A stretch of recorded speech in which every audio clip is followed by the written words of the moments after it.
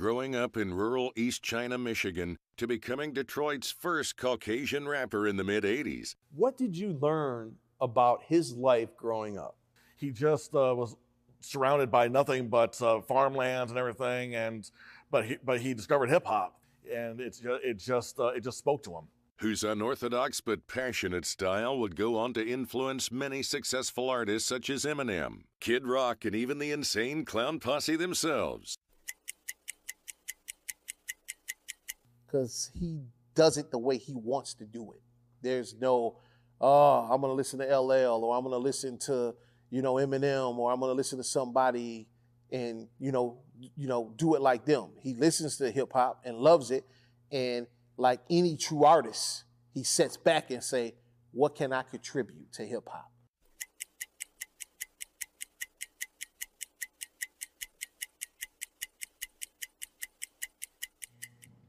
Welcome to Examination of a Super Ninja. Tonight, we'll be taking an in-depth look at the prolific, legendary rapper that has dominated the music scene in the late 80s to early 90s. He has been an inspiration to almost every rapper that came out of Detroit at that time. I can be talking about none other than Danny Kaye.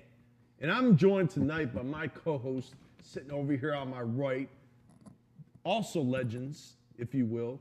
Barely in comparison. No, I'm Please about to don't say. put us in the same boat. Yeah, don't fucking compare us to Danny Kaye, man. Out of respect for the K, don't put us in Off the same rip. boat. Violent J and Shaggy 2 Dope of the Insane Clown Posse. And just, I don't mean to correct you, sir, on all your expertise toward the K, but when did his reign end? Did you say early 90s? I didn't know it ended. It continues to this very day. I was just listening to that shit. Right. I was just talking about how the last time he came out with any music was actually in 1997. And it's riding today, last today. That's like a fresh record for him. You gotta understand, when he drops a record, it's classic immediately. It's like, and it lasts for 20 years plus. Each record, he only needs to come out with a record maybe 15, 20 years at a time. Right. Because that satisfies people for that amount of time. The streets are still vibrating from the bass. The bass is so deep, the streets are still rattling. All right. So, Ken Daniels was his real name. He was born in 1969. Say that again? Ken Daniels. Ken Daniels. Yeah, Ken Daniel. Right, that was his original name. Are you sure it's not Ken Daniels? No, it's not Kenneth Daniels. Daniels. Are you It's putting not a flair Daniels. on it? Are you putting No. some swag on it? That's it. I might be pronouncing it wrong, but it's definitely not Daniels. Okay, well, clearly on the back of his record, it said Kenneth Daniels. We're students of Danny Kaye. You know what I'm saying? Shit. Okay. Students. He was born in East China Township, Michigan. Okay. Now, I'd like to speak on in East- 1969. I would like to 69. Nice. Only Danny Kaye. Got to be born in 69, of Right. course. Nice. All right, go But anyhow, now we're born and raised in Michigan. We don't know where the fuck or what the fuck East China is. Never heard of it. Never been there.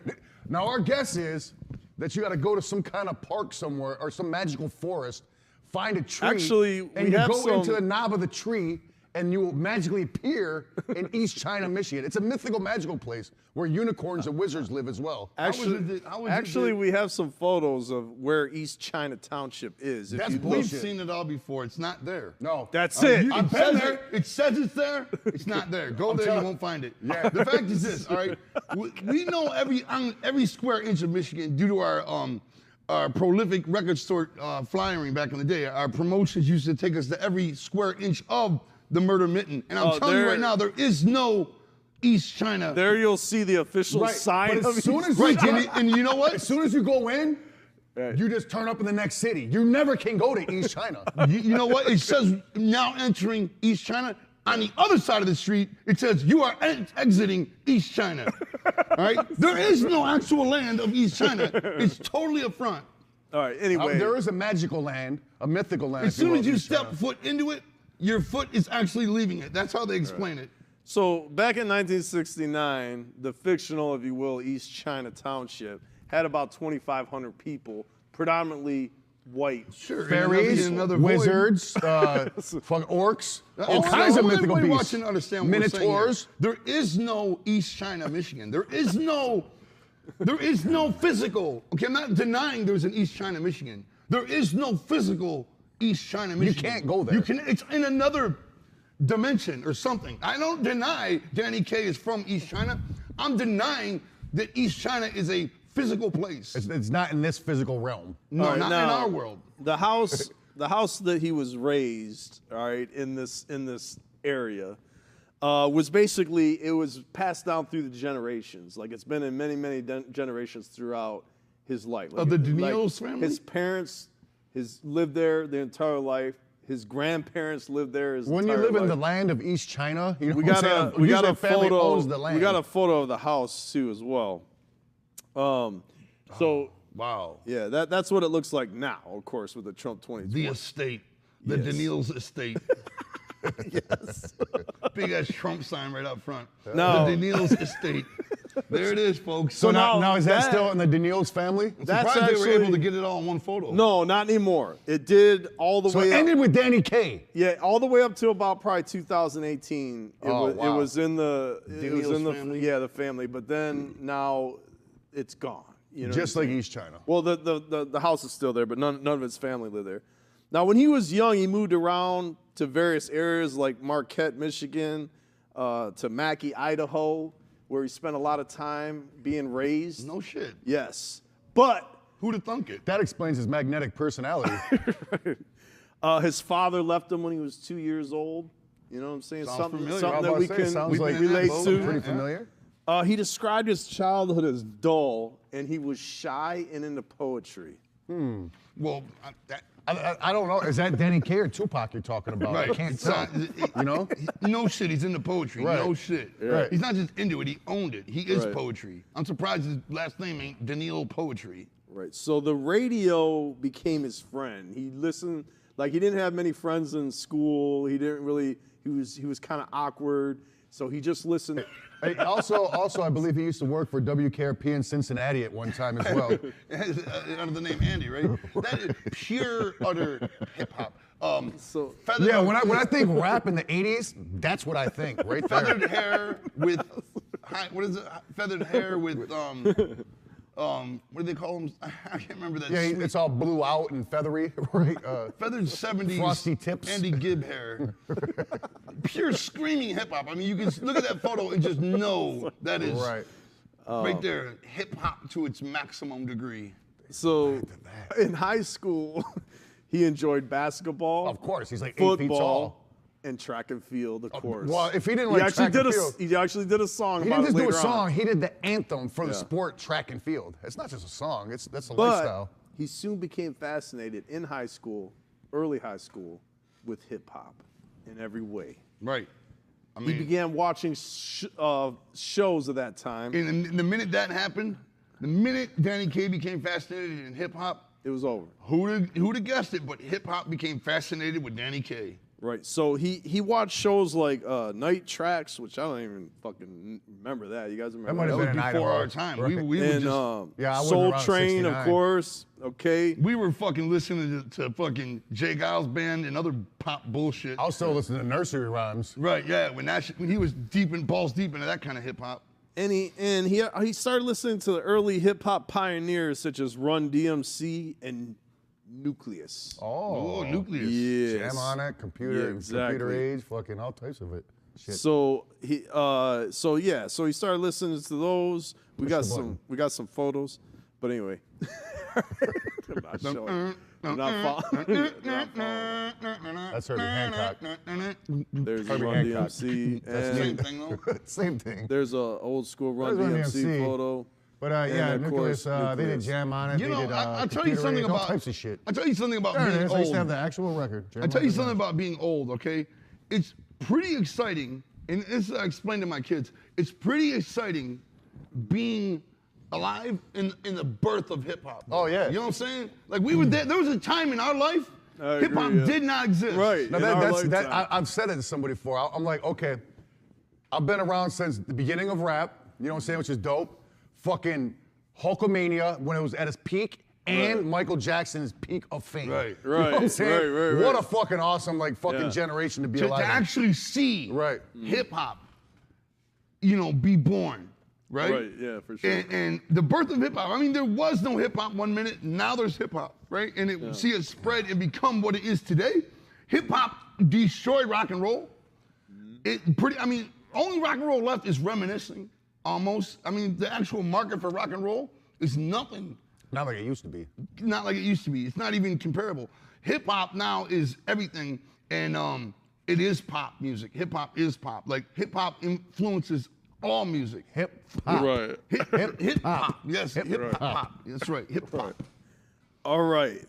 I totally agree, though. The early days of hip hops were so exciting. And the early days of rap, just listening to it, it was What so was your new. first hip hop record, Rob? Same one as probably ours or mine. Yeah, the Sugar Hill Gang. The first thing I ever. remember What is the that. I first remember that record you being fell the in love with first- on hip hop? Like the first one I actually fell in love with? I mean, actually fell in love with? Like, this is the fucking shit? Yep, the whole album. Like, super schooled level 10? Yeah. And I'm gonna correct you if you're wrong. I probably am. We lived wrong. in Garfield. Well, I know this is like later on, but the Color soundtrack, I remember that. Damn, now I'm gonna correct. Oh, I'm that's checking a good myself. call, 'cause that when was a did, good when did ass Swash record. come out? Yeah. What Swass? year? We need to find out when. That was talking probably, I about want to Sir say that was Mix-a-Lot? probably in 88 or 89. Okay, then I'm Swass. fucking wrong. What the fuck am I talking about? The first album, top to bottom. Whoa! Okay, good We got the good fucking shit in I'm this not even studio. sure what the fuck I'm talking about. It might be Tougher Than Leather or something was like the first record then, because I thought Swash came out years before Beastie Boys. That License was to like Ill Tougher was Than out in Leather and all that. '86. Right. Yeah, And that was I like love the fuck out of that Tougher Than album. Leather was like 86, 85, 86, like 85ish. I think So it when was. the fuck was Swash? Like 88, 89. Oh man, I'm way the fuck off. Yeah, like in the 80s, rap jumped from raw to like fucking actual rap, like with the quickness. You know what I'm saying? Well, then the first hip hop record that I fell in love with, top to bottom, was like Tougher Than Leather, straight up. Sitting in the basement in the Oak Park house, playing the record, actual vinyl. Right. Listening to it in the basement, like fucking loving the fuck out of that shit, man. I didn't know that. All my life I've been saying Swash. And what year did Swash come out? Mix-a-Lot. Somebody Google that, Google it please. right quick. I feel like that was later, too. No, absolutely I not. feel like it was early. I feel like it was 86 or something. When did, Oh, you think it was earlier than that? 86? okay, when did the Color soundtrack? I know like Buttermilk Biscuits and shit like that were earlier recordings that he put on Right. Swass. Them were from like 84 and shit like that. When did the Color soundtrack come out? I was probably like in 7th grade when that came out, so. Somebody But yell the sometime- year, probably please. like, Is anybody looking to Google Sir I don't know Mix-a-Lot, how fuck old you are, Swash? The man. name of the album, Swash. Damn, we're still looking for it. Wow. I'll okay. do it, man. Where's I my got it phone? right here. All right. There you go, watch. They got it. Sir Mix-a-Lot, Swass. Son of a B. Okay. All right, anyway. According to Wikipedia, Swass is the debut album by Sir Mix-a-Lot. It was released in 1988 on Nasty Mix. Who's the man? Yeah, so it probably has recordings on it from 85, though, you know? Right. Okay. Thanks, guys. I don't understand what the fuck was. All right. Anyway, he started to collect hip hop cassettes. This is like in his early teens, right? He was in high school at this time. Through the Columbia House. Oh, what was my first rap record? Oh, sorry. Go ahead. No, go ahead. No, go ahead. What was it? I don't know. I listened to a lot of singles and Man, shit. then we also used to listen to, Nucleus and shit. We used to listen to that. I had the 12-inch for Nuclear's Jam On It, and I had that Jam On's Revenge too. You remember in when I was Berkeley, 10 man, years the old, I bought fucking- that 12-inch. My name was Footwork. That was my breakdancing crew. And we used to listen to Jam On It, man. And that was the shit, man. I had the 12-inch of Jam On It. I had Planet Rock, Renegades of Funk, all that shit when I was 10 years old. I was in 5th grade living in Berkeley with my grandma, which is when my older brother met you in middle school. Grandma Quisenberry. Yes, it's true. You know- But I would say my very first, because it was just all 12 inches back then. Very few people came out with full records until like more of the mid 80s, you know what I'm saying? And I would say the one that I knew top to bottom was probably LL Cool J Radio. What year was that? I knew that record too. No, that was in. No, that was, shit, that was like 80, I think like Oak Park, though. 85. Yeah, that was like 1985-ish. I knew that record too, top to bottom. Yup. What year did Bad come out? After Radio though. That was like in 87 That was his or second so. album, right? Yeah. You know, one thing that's Bigger and Deafer. interesting is Danny Kaye's actual history is very close to like your guys' history. Yeah, the artists. beginning of rap. You know what I'm saying? Yeah. Like his same influences, everything. I mean, that's all there was. You know what I mean? It wasn't like Yeah, it it was was- today with his 50 billion Right, yeah, choices. there wasn't too many influences. There was back like, then, you know, right. the shit was all happening at the same time. And it was just like, you know, it was categorized so easy. It was like party rap, gangster rap, pretty much. Or like, you know, like conscious shit, you know what I'm saying? Yeah.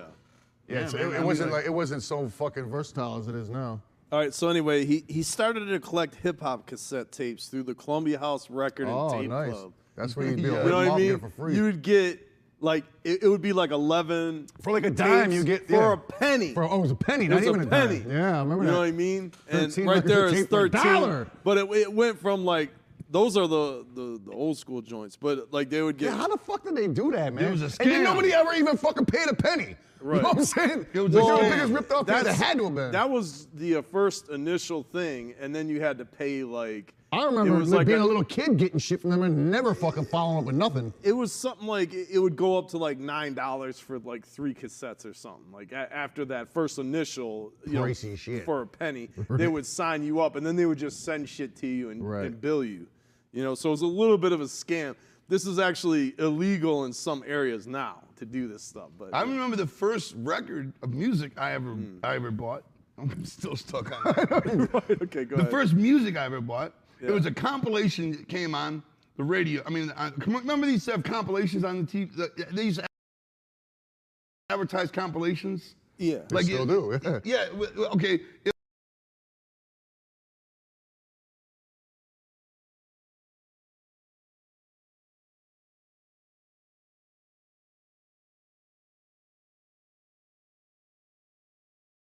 Do they?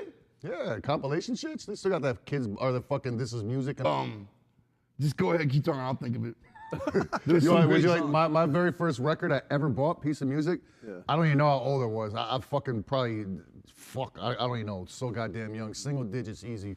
But it was, I chipped in with my cousin and we bought at Myers, we bought it at Myers and it was the 45 of Kenny Rogers, No One to Hold Him. Wow. Shit, right? Yep. Okay. And from Myers, the 45. The first shit I ever bought in a store, though, How old was does Che that make you Giles sound? Band Centerfold Freeze Frame, the single on a Right. record. Centerfold one yeah, side, we freeze frame had on it the on other. record. I was gonna Yeah, say. yeah, vinyl. It was We a used single. to bump that shit. Yeah, That hell shit, yeah. that all shit, the man, time. that makes it sound old It as had fuck. Buying centerfold on one side, 45s. freeze frame Oh, on I the bought a other. 45 from Myers. Fucking 5 and dime. You want to know how old I am? I fucking have eaten fucking lunch at the lunch counter at Woolworth, motherfucker. That's pretty fucking old. That's old. Going down the highway, man. What's Ain't that? gonna Have you get ever had my fucking way. lunch at Woolworth's lunch counter, Nate? You have? Nice.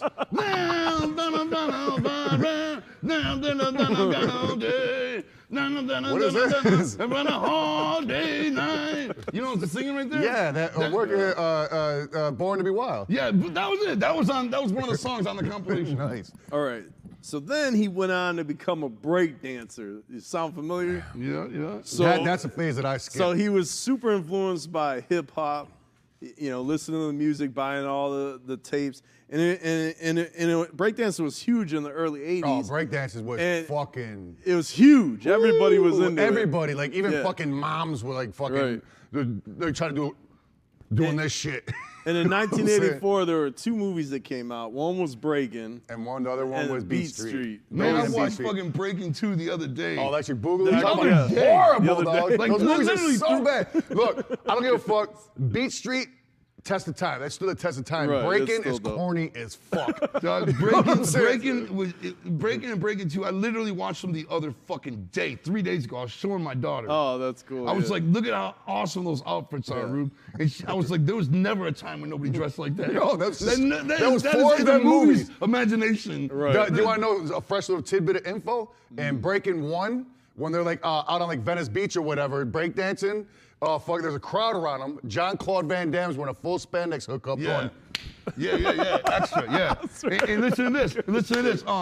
It wasn't that Beat Street or Breaking was corny. It's totally wrong. Because Beat Street was New York's version and Right. Breaking was LA's version. But That- for nobody real, actually. that's what it was. But people actually dressed like that in New York and everything. Nobody dressed like that anywhere. Not by us, but out on the West Coast, apparently they did. I don't know, man. I'm telling you, man, if we could show you a clip from the movie, they dress so fucking fresh in Breaking. It's hard to believe how sweet they dress, man. Right. They just So what about Ice-T in that movie? He's got a big Man, you football really gonna helmet. diss He looks like Breaking? the Legion of Doom. I fucking love it. I'm just saying it's corny. I love Danny Kaye. Ozone and Turbo. It was so Come on, funny, man. Remember Good. Dance with the Broom and We shit? jacked that for 100%. fucking homies. You know what I'm saying? The kid danced with the Shit, broom. man. They jacked that in that Star Wars movie too. with Yeah, the Broom kid, Boy. The kid with the broom at the Well, he end. didn't dance with it. He just had But it it from his was totally taken I don't from know. 100%. I don't agree with that. 100%. We know where Star Wars gets its cookies. That's all I'm saying. All of Star Wars is based off of Breaking. That's You what didn't I'm know trying, that, that's what right? I'm trying to tell you. I'm It's the glad, same plot, I'm glad story, you everything. finally admitted it. Yes, I've come around and saw the light. Can you Breaking Star Wars. imagine if there was some video or tape of Danny Kaye, young Danny Kaye, breakdancing? Oh, and we man. could just peep that footage. It would be like I would pay It would be like a lot of when the money. Ark of the Covenant got opened in Indiana Jones in the Right, it movie. would just melt. You would just melt. Your face, your flesh would just By the melt way, from the freshness. Did you know that fucking, like, that movie didn't need to exist, Indiana Jones? The same end would have happened with or without Yeah, Indiana no, Jones. yeah, They'd I have got opened that. the ark and they Yeah. all would have melted. It was Yeah. just pointless It and was chasing. everything they did, everything he did in the movie. Pointless. It didn't really affect anything. No, because they would have He was snatched just it, kinda opened it there. up, and still melted. Right, he was just kind of there the whole Right. movie. And it would have got put right where the fuck it got put. Right, and everything he tried What are failed. you guys talking about? Indiana Anyway, Jones. Get back on Danny We'll Kaye, move on. please. God damn it. Yes. We're, All right, going now- balls deep in Indiana Jones. Now, when he was living in East China Township, Michigan, he would get the radio waves that would come from Detroit would actually reach his town. How? And he would listen to all the Detroit radio stations. And the one that's probably his I already know it. main inspiration, Midnight Of course, Funk Association. Mojo. the electrifying mojo. Midnight Funk Association. Right. He's got a song about him. So, Yeah, right. right. He's got a song about Yes, it. of course. And again, we were fucking heavy, Mojo heavy. and the Wizard. In the We got to electric- talk about this shit so people know what we're talking about. I know, yeah. Check it out. The The Electrifying Electrifying Mojo. Mojo, all right? This was not a regular DJ, okay? First of all, Electrifying Mojo, in different points of his career, he had jobs at different stations. And where he would be, if he was working at WJLB, for example, all his fans would listen to WJLB. And WJLB is like an urban station, right? It's R&B, And rap. R&B, rap, okay? Mojo would spin Led Zeppelin. I mean, most of what he spun was like funk, Prince, rare shit, you know, hard to find shit, rare Prince songs and things like that. But he would spin in his mixes. Everything, He would yeah. spin, you know, AC/DC, Led Zeppelin on these Yeah. urban stations. Even underground music. You know, Yeah. he would spin whatever the fuck he wanted. Nobody knew what Mojo looked like. Yeah, it was a mystery. Yeah. You that was never dope. saw Mojo. And I remember one time he was like on this campaign and he's like, we're at this bar right now giving out Mojo shirts. Come on down.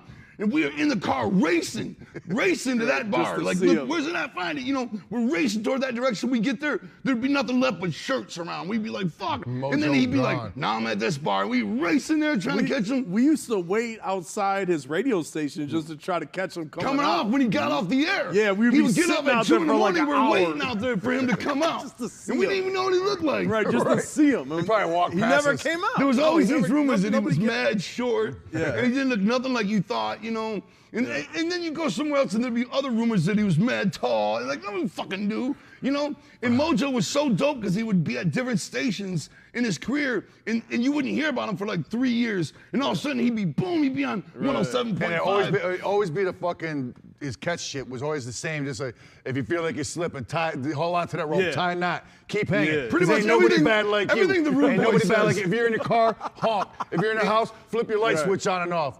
Listen to the Rude Boy, and that's Mojo's big lingo. time. right there. Yeah, he jacked Mojo's whole swag. You know, he had the deepest voice, right? Like all Yeah, the time. yeah. If you were at the He reminded me end of of the rope. Jay Prince a little bit. And you know he what I'm was saying? down with Prince for real. Yeah. Like he was down with Prince Right, for oh, yeah. real. And Prince, to his dying day, would come to Detroit. I went and saw Prince 3 weeks before he died, right? At the Fox Theater. And he's like, remember Mojo Detroit? It was awesome. Right. You know what I mean? Everybody's like, hell yeah, you know. And Prince used to give Mojo exclusive songs and shit. Right, You know what I'm right, saying? right, Prince and Mojo were down, He was man. electrifying as fuck. Mojo was one of the DJs that broke Prince in Detroit when Prince first Yeah, fucking it's hit. true, 100%, It was yeah, Mojo right. that broke No him, question. you know.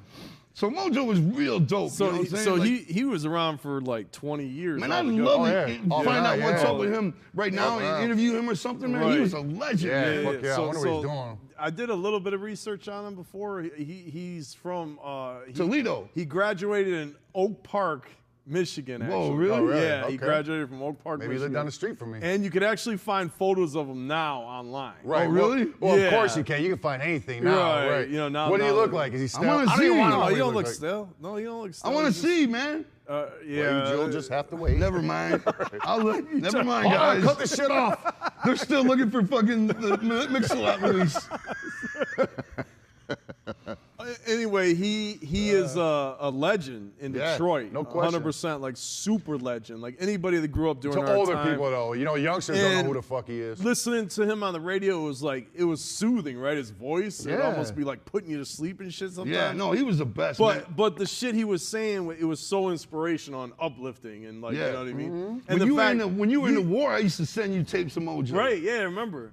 And you, Ain't nobody bad like you you, can't man. find a DJ like that now. Like everything is like Yeah. They ain't got no Everything balls no more, party night, man. bye, bye. they're all programmed. They all got their Yeah, format. picture, they're if they playing were their hits. if they were that much like Mojo, they'd be fired so quick. You know what I'm Right, saying? you know what I'm saying? You There actually, can't do back in that. the day when radio was here, there actually used to be, you know, outlaw DJs that would be outlaws and Yeah, heroes they in would the have city and heart. shit. Yeah, they know would what I have mean? heart and break the rules, but they were so popular that they couldn't do nothing about it, like Mojo, Right, you know? yeah, for But sure. nowadays, it's all stick by the rules or you're Yeah, it's all out, you know? corporate. iHeartRadio and all that shit.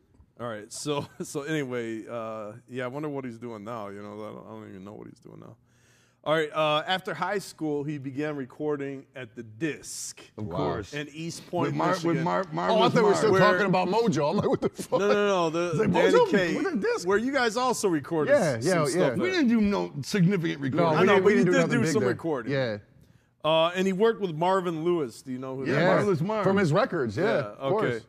And at the time when he came in, like Marvin Lewis was like, all right, let's hear what you got. And Danny Kaye started to like spit his rhymes and shit. You know, he got him in the booth, started spitting his rhymes. And it was just really off key. Yeah. He rapped too fast or too slow Marvin to Lewis the beat. told him though, man. Yeah, he told him, he said, This ain't for you, man. this ain't for you, man. A lot of times, it's been speculated if Danny Kaye just went in there and rapped and then he just like threw a fucking beat behind him right quick. Right. But anyway, he told him, you shouldn't be a rapper. You know, Right. I'm just being honest with you. You're probably wasting your time. You should probably move on to something else. And Danny Kaye just took it all in. Like he gave him a whole speech, That's who we should have interviewed with Marvin Lewis, Yeah, man. and Danny Kaye just took it all in and was like, huh, you funny, man. Yeah, That's he all thought he he was said. kidding, yeah. That was the famous line. Huh, you funny, man. Yeah. And then that's Because it. he does it, dog. And he was like, when are we gonna start? You know what I mean? I love that. Like you Dog. thought he was joking. Dog, Like, no, dog, because Danny Kaye, like, dog, his blood is, his DNA is just intertwined and laced with confidence. You know Right, I'm that's what I'm saying. And just fucking through the roof, dog. Like, you know what I'm saying? You could You be know like, how hey, you- you're a piece of shit and you suck. You know how you That's have funny. blood type A, blood type B, blood type C? He's got blood type He's K. got blood type K. FLOW. Flow. that's right. That's all he knows is flow. So anyway, he started talking to him because he was so impressed, that he wasn't daunted. Like nothing was gonna stop him. The thing about Danny Kaye, It's unstoppable. especially the early Danny Kaye, Right. he was so positive. The drive You could was hear it. immaculate. You could hear it in his music. Total confidence. Yup. He didn't give a fuck what Dog. anybody was saying Had about a his drive music like or- no other, you know what I'm Yeah, saying? I mean, he was just doing his own thing. He Yeah. marched to the beat of his own drum, and he was totally 100% straight with it. Right, and that drum was all fucking these- crazy. All these juggalos out there right now watching this. Juggalos from around the earth watching this. Juggalos watching this on YouTube after it's live. All you juggalos out there that think you know Detroit music. You know all that Esham. You know even all that Eminem and Kid Rock and all that Champtown. You know all that great Detroit shit, right? But you don't know shit until you know the K, all right? You're wondering, who is this guy they're talking about? How could I have never heard of Danny Kaye? Right. Get schooled, man. 3 professors putting you up on game. We're changing your life right now. From this day forward, you're in on the know. And you can thank us later, homie. All right, now Marvin Lewis, he was also really impressed by his basically encyclopedic knowledge on rap. Oh yeah. Because Danny Kaye, forward and back, he could list off every song on any album. Like he studied fucking hip hop. He was a student of hip hop, like, man. day and night, that's all he cared about. Like day and night. And you that's know what I'm rap is missing nowadays. You know, Danny Kaye's who study rap before they start Right. rapping. You know Right, what I'm right. saying? And again, it reminds me of you guys. Oh, you know, yeah. Because you guys have some serious knowledge. This motherfucker will hold a candle to anybody. I don't on really straight rap understand knowledge. that though when we get credit for that because it wasn't our intention. Right. Like we didn't. I don't know what that's about really. When people say, "Man, you guys know so much about your knowledge of hip hop," is so we were just huge fucking fans, man. Like we love rap. Like it's in our heart, we love it. Right, yeah. You know what I mean? Like we weren't like, "Oh, we need to hear everything that comes out." That wasn't our goal. We Right. just were like. Anyway, when you love something, obviously you're gonna know about the shit. You know what I mean? Yeah, right. Just like wrestling, we know everything Well, about I would get wrestling. like super into 12 inches because, But you know, saying DJ and shit. there- so I'd there's be listening no- to some crazy shit. There's knowing something, and then there's like Right. the super knowledge of something. Yeah. You know what I mean? Mm-hmm. Like he has a superhuman knowledge. Right, almost like a savant, of the hip almost like hop a, culture. almost like a fucking savant type knowledge. you know Exactly, that's what I'm Yeah. saying. Like when you can name off the tracks of Right. fucking any album. A fucking Dr. you're- Jekyll and Mr. Hyde's record from Yeah, 1982. you're talking like some crazy fucking Right. level shit. Like Danny Kaye is on a whole fucking nother level. He all could right? tell you who That- played percussion and when they played Put it on an that- album you never even heard of. Put that down as a quote from me. Danny Kaye is on a whole nother fucking level. Oh, hey, you can That's all say I'm that's a saying. quote from me as well. Okay, straight. Put it down. Put it down somewhere. Write Danny, it you down. put this down as my quote. Danny Kaye can't even be charted. That's what level he's on. His level is unreadable. Right, he's off the That's charts. my quote. He's off the charts. He's not even on a level. All right. So He's the whole scale.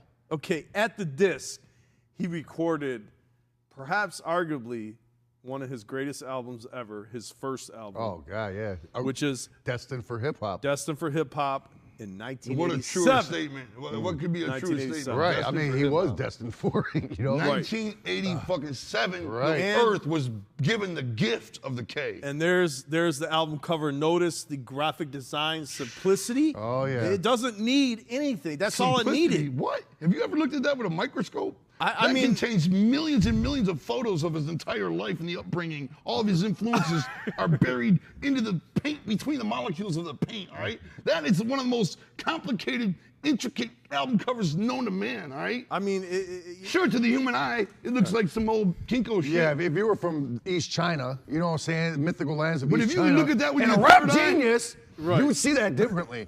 You can decipher those codes with your third eye, and there's all types of knowledge in that Right. cover. Don't judge a fucking record by its cover.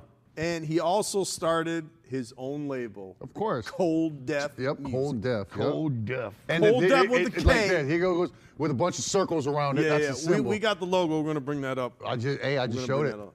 Okay, now while he's working on that album, he actually gives a shout out to Mikey Clark because Mike Clark was actually first starting out at that time in the disc, and he was being mentored, if you will, by Marvin. And Mike Clark knew hip hop when he heard it. Right, He could so- hear down the hall the K flowing. It Right. blew Mike Clark's mind. Mike Clark would be in another room with headphones on, working with a particular artist, and Danny Kaye's flow would penetrate the walls in the studio, which are unpenetrable, and he was.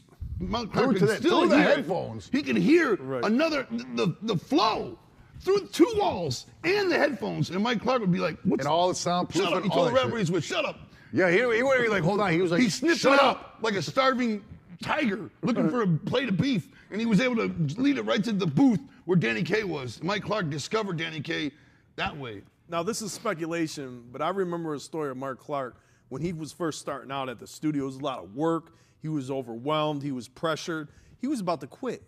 And then down the hall, he heard Danny Kaye just spitting a fucking Some rhyme. say it was his savior. You know what I'm saying? And all of a sudden, the inspiration for him to do music for the next 20 years was born in his mind and in his soul. Mm-hmm. You know what I mean? Yeah, It changed his life just like it did ours, right? Danny Kaye was known as the one-take wonder. He would come in. Check us out. No shit. No, I don't give a fuck. I don't give a fuck what y'all doing out there in the studio. He would come in, one take One take. on the rap take. and the fucking It shows. hook Yes, it shows. at the same time. He do the hook right after the verse. He do the, he do just the do it straight verse, through, wouldn't the he? hook, the verse, the hook, the verse, one take. Bridge. Oh, man. I don't give a fuck who you are. Nobody can do that. How many takes do you get when you're in a cipher? Huh? One. When you're in a giant cipher proving yourself in the hood, when you're on a corner proving yourself against the neighborhood's toughest fucking rhymers, you get one take. Right. That's why Danny Kaye brung that initiative into the booth with him. Right. One take is all he needs. Look, Danny Kaye doesn't have time to fuck around. Right. You know, he comes in there, he's got to lay the dope rhyme like right away. You know what I'm saying? Get it out there while it's 100% in his heart. He don't got time to fucking No, redo dog, it. Danny Kaye is the busiest man on earth. You know what I'm saying? Come on, get the fuck out of here. He ain't got time for bullshit. Destined for Hip Hop, we're going to get into later. We're going to get into the later, the impact, okay? But I wanted to play one of my favorite songs of all time from Danny Kaye, just so the listeners, y'all turn up your fucking speakers to Why maximum would you volume. go to your favorite first? We're I'm gonna- dying to hear my favorite. We're going to share everybody's I favorite. would love to hear my favorite as We're well. going to share everybody's favorite in Okay. due time. You know the beauty of this though is all our favorites are all our favorites. Well, yeah, you know, You because can't lose. your favorite, I guarantee you, I fucking love. I know, that's what I'm You know what I'm saying. saying? There's no way I don't like You it. put on any fucking Right. Danny Kaye song. That front to back the record, dog. And it's ridiculous. fucking good. Right. You're gold. Good point, dog. That's what I'm Every saying. song Danny Kaye does is my favorite. You guys are so But much. there's only a couple that just fucking blow fucking the universe. Wait a minute. You can't just drop a Danny Kaye song upon the nation like that, man. You gotta prepare these people. I'm man. trying to. You gotta let these people know their lives are about to change, man. Everything that flows this way, all you know is this way. It's all you've ever known all your entire life. It's about to flip, man. The sun is about to rise in the west. Exactly. That's what I'm saying, man. Things of your entire life are about to go in another motion. You get up, you walk Water's gonna forward, you're flow about to uphill. walk backward and be like, what's happening? Right. You know? Water's gonna be going uphill. Everything is going to change. It's gonna be scary at first, but it's okay. It's cat will even be better biting than the before. dog, everything, You're man. about to head in the correct direction from now on. All I gotta tell you, pure happiness. All Yeah, right, my song- if you're out there and your life is any kind of like going to the left or going array at all, this will reel it back in. You know what I'm saying? You listen to DK. You know what I'm saying? If you're lost in the darkness, you're about to find a motherfucking light switch. I once heard a term, soulgasm. Whoa. And I don't know exactly what that is, but when I listen to Danny Kaye music, it's the closest that I've ever Yeah. achieved to a soulgasm. Okay. Pretty good. Yeah. All right, let's hear hip hop. Oh, this is The jam. song hip hop from Hip hop was take us where? To the top. top. Let's take them to the Yo, I top. got a rhyme to say that I hope all DJs will play. You know what I'm saying? Can I get a paper Hip-hop towel, music somebody? will never fade away. Word, word, word. What's on the screen right now? Yeah, what do they I see? think we're still on screen. Oh, really? No, man. But it's going to a picture too. Yeah, go to pictures of them and shit. Can you play those pictures? Not at the same Sitting time. home thinking What how happened? to He said rock he it, can't then do it it came at the to same me as a sudden shot. don't think they Back got to it right, set up. rhyme, I bust every word right course on not. time. Hip So hop we're looking began at time us. must have been about 79. DJs cut records while MCs bust the rhymes. They can't do that thing. Can you go to a black screen or something? Hip hop. Oh, no, you were Hip-hop gonna- stick you were us gonna to the put up top. the Stick album us where to the top. Oh yeah, do that. 87 and top we see hip hop rising up the Billboard chart. He just starts and Hip-hop stops when he band, likes. wild, respectable band. He's like, okay, I'm done right there. I'll Better, start which again in a really is second. the evil works of the devil to get away from satanic trash, slapping some chillin' rap. Hip hop is take us to the I'm gonna blow top. my nose. Hip hop is take us where I to think the it's on top. the thing now. I think they're You probably going- get up and ninja if you need to. Yeah, go ahead, Joe. I want to get. Soon you'll find the beats are different. Start to move your body to the right, to the left, cause hip hop music is stupid fresh. Turn up loud that you will see that hip hop is a musical treat. The beats will catch your mind as you hear the message of the funky death rhymes. Hip hop take us to the top. Hip hop take us where to the top. No fronting or acting ill because hip hop music is just cold chill. You understand? Do you know the deal? Ever since this music's been created, you can't resist. It will be defeated by the bass rock and rhythmic beat. Hip Hip hop is taking us to the top. Hip hop is taking us where? To the top. To prove what I mean and what I want you to know, let me leave you with the beat of the show.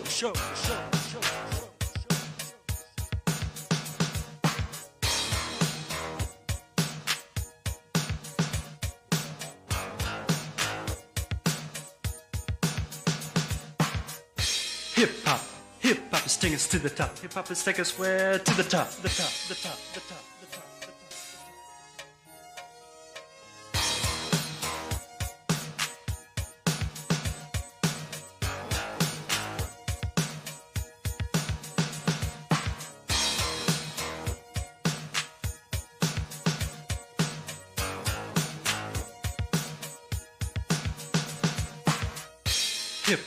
Hip hop is taking us to the top. Hip hop is taking us where? To the top. To the top.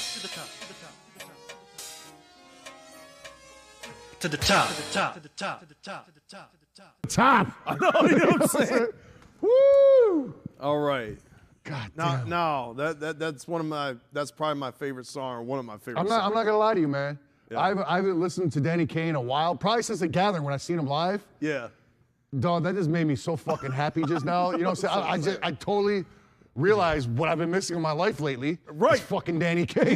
You need a little Danny Kaye every once in a while, especially when you're down or blue or anything. You pepper a little Danny Kaye in your life. Right. You know what I'm saying? You can't go wrong. You're gonna live a productive, exciting, fulfilling life. That's You what know I'm saying. You got to put at least 100 Danny Kaye songs into your shuffle. You know what I'm saying? And when that shit comes on, it just fucking shuts everything down. Talk about gym music. Holy fuck, man. You'll rip a fucking punching bag off the wall. Talk about love-making music. Dog, you know what I'm saying? Talk about the first dance at a wedding music. Right. You know what I'm saying? Dog, it's any occasion Right. you could think of, fucking Danny Kaye's got it for you, man. Look, if you got a child and your child has never heard a song, right. You know what I mean? And you want to teach them what music is? Don't even play them music until they can understand at least a little bit of the English language or any language that you pertain to, and fucking put a Danny Kaye song on first. I guarantee their life will be enhanced. You're probably gonna have a super baby. You're probably gonna have.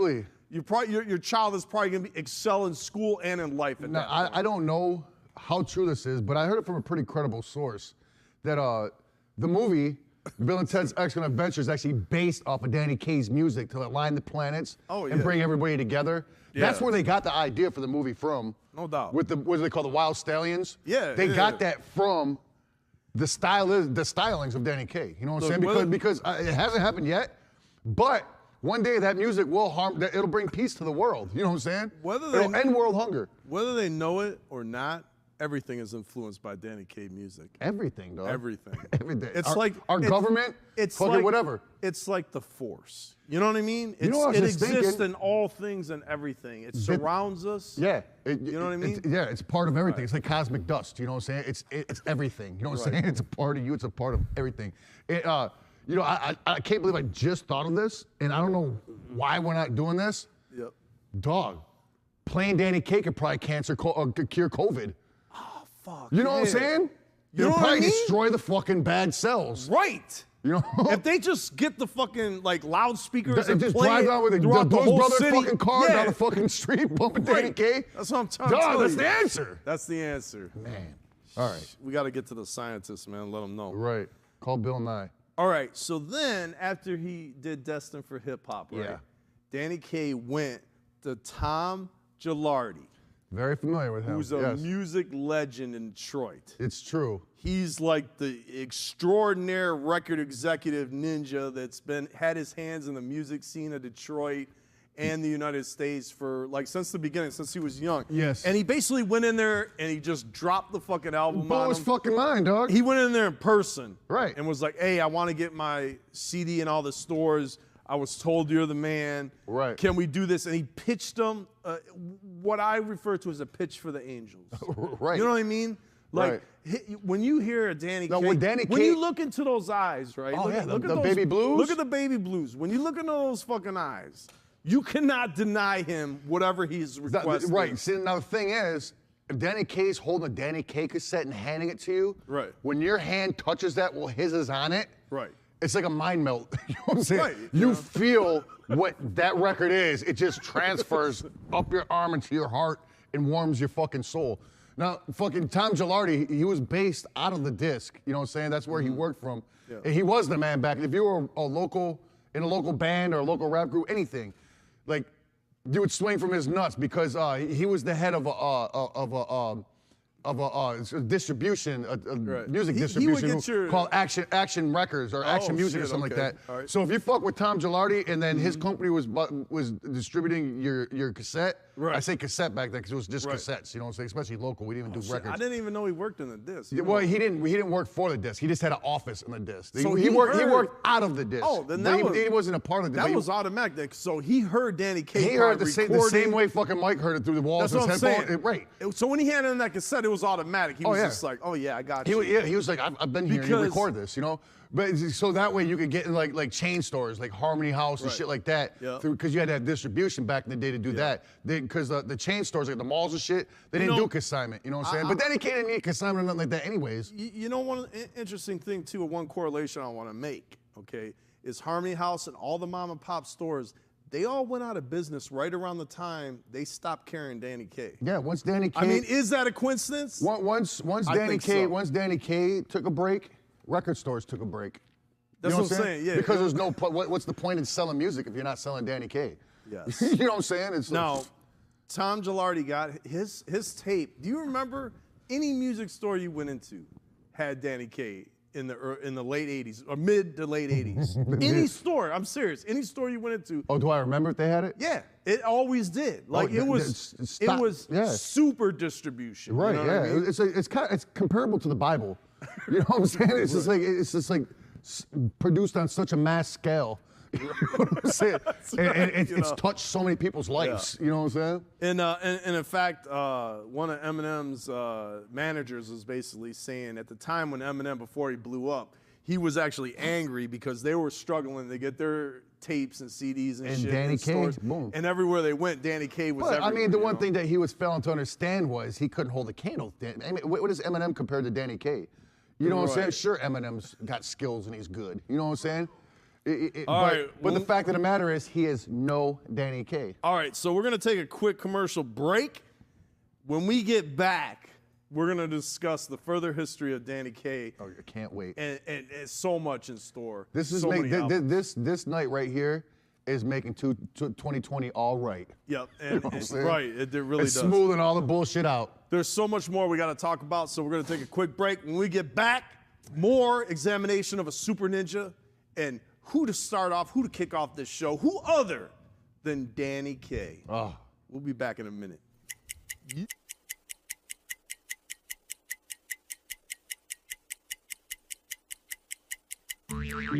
What's this? For sale. Authentic curse ding ding doll. This Back with more Danny Kaye. Recounting and going over the freshness of his life and flavor that he has bestowed upon us throughout our lives. Yeah. You know what I mean? Man. Okay. The next thing that happened, 7 years later, he dropped his second album in 1994. It took 7 years. You understand? It took 7 years for people to even think they might need one more Danny Kaye track. You were so content with the Of first course. album. It's you know like, what I 'cause mean? every time you listen to a Danny Kaye song, it's like the first time. Right. You know what I'm saying? So you never get played. It Nothing never ever got got old. No, you never Right. get played on it. You know what I'm saying? And then he graced our earlobes with the Definitely Deaf E EP. You ain't great shit. You fucking drop kicked us in the fucking ear with a powerful drop kick that sent my head right off my neck. Right? It was a atom bomb out of nowhere. Nobody saw it coming. We were so happy, still celebrating, still rejoicing off the first record in euphoric heaven. And then suddenly here comes a whole nother album knocking my head off like a fucking swinging cannonball. It was the Definitely Deaf EP, Messages from a Mastermind. I mean, That is an understatement well, the of thing the is, year. did he really even need to say that? Right. That's what I'm trying to get at. Did he really even He need to? just so you know, these are messages from a mastermind. right, yeah, You know yeah. what I mean? Now, in the credits, he thanked Kid Rock, because Kid Rock himself personally invited him to one of his shows. So I'm just saying. And he thanks ICP in there for all the love and the support. So even back in 1994, you guys were acknowledging and jocking. That's all to we're gonna the play is that fullest. one record off the first record? What's that? That's all we're playing is one song? No, we're gonna play some other No, songs. off that first album? No. That's all we're gonna bless them with? No. We're gonna. No, all I know is he contacted me and asked him what my favorite Danny Kaye song Yeah, is. no, we so I gotta- better fucking hear yeah, that we're tonight. gonna hear that. Yeah, I tonight for thought we sure. should give them a plethora of the sweetness. Okay, we are, but just relax. And we're giving them one snack of a fucking Hey, cuisine. I'm quoting that and I'm putting that on a shirt. A We're plethora giving them of one sweetness. spoonful of a fucking 9-course meal. If you want to order that album, the first one, Destined for Of Hip course Hop, they wanna order it. You can order it right now on Amazon. You can just put Danny Kaye, Destined for Hip Hop, search in the Amazon. $10. The crazy is part all you is- need. You get that full fucking first album. is his name kind of like evolved because it was Kenneth Daniels or whatever the fuck it was. Yeah. But then he flipped to Danny Kaye. You know what I'm saying? Right, When we found out his real name, we were like, oh shit. Right. But then it was just the K. Right. Well, right now his name is Danny Kaye, so we're gonna get to that. Well, he legally changed it. Yeah, we're gonna get to that. Okay, my later bad. on. I don't want to jump the gun. Right now, he's Don't wanna just jump the known gun. as Danny with K, the letter Right. K at the end. All This right. is but to the government, he's still known as Kenneth Daniels. We always assume the K Right. stood for kill because that's what he does. Right, exactly. Yeah. Just kills the music scene Right, all he just the time. fucking murders it, dog. Kills MCs. All right, now I wanted to take a moment to really explain the impact these two albums had on the Detroit music scene and throughout the world. At this point, the impact was huge on the Detroit scene. Like any party, this is no exaggeration, any party you went to would be bumping Danny Kaye at some That's point. a lie. Let's No, keep it it real. is. Nobody It is. heard it. Nobody knew shit. It was all among the artists. Yeah, but they would bump it, is what I'm saying. Eat at parties, anything. Yeah, we That's were not like At our parties. At our parties. Okay, listen. Where were you at? I never went to a party with people that weren't us. and nobody remotely knew anybody that The, knew the Danny entire Kaye. city of Detroit completely slept on it, all right?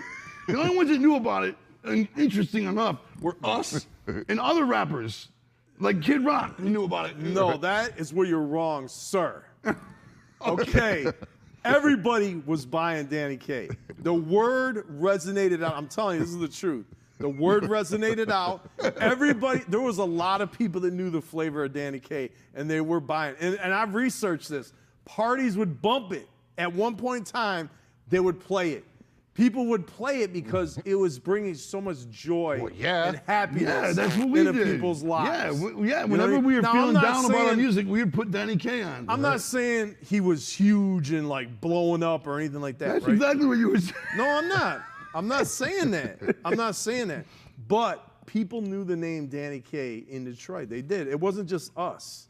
It was not just us. Think about how much that we were overjoyed to share Danny Kaye's music. Oh, I Like, played with it for anybody, a lot of motherfuckers. with anybody you would drop anybody, it. like to me, I would meet somebody.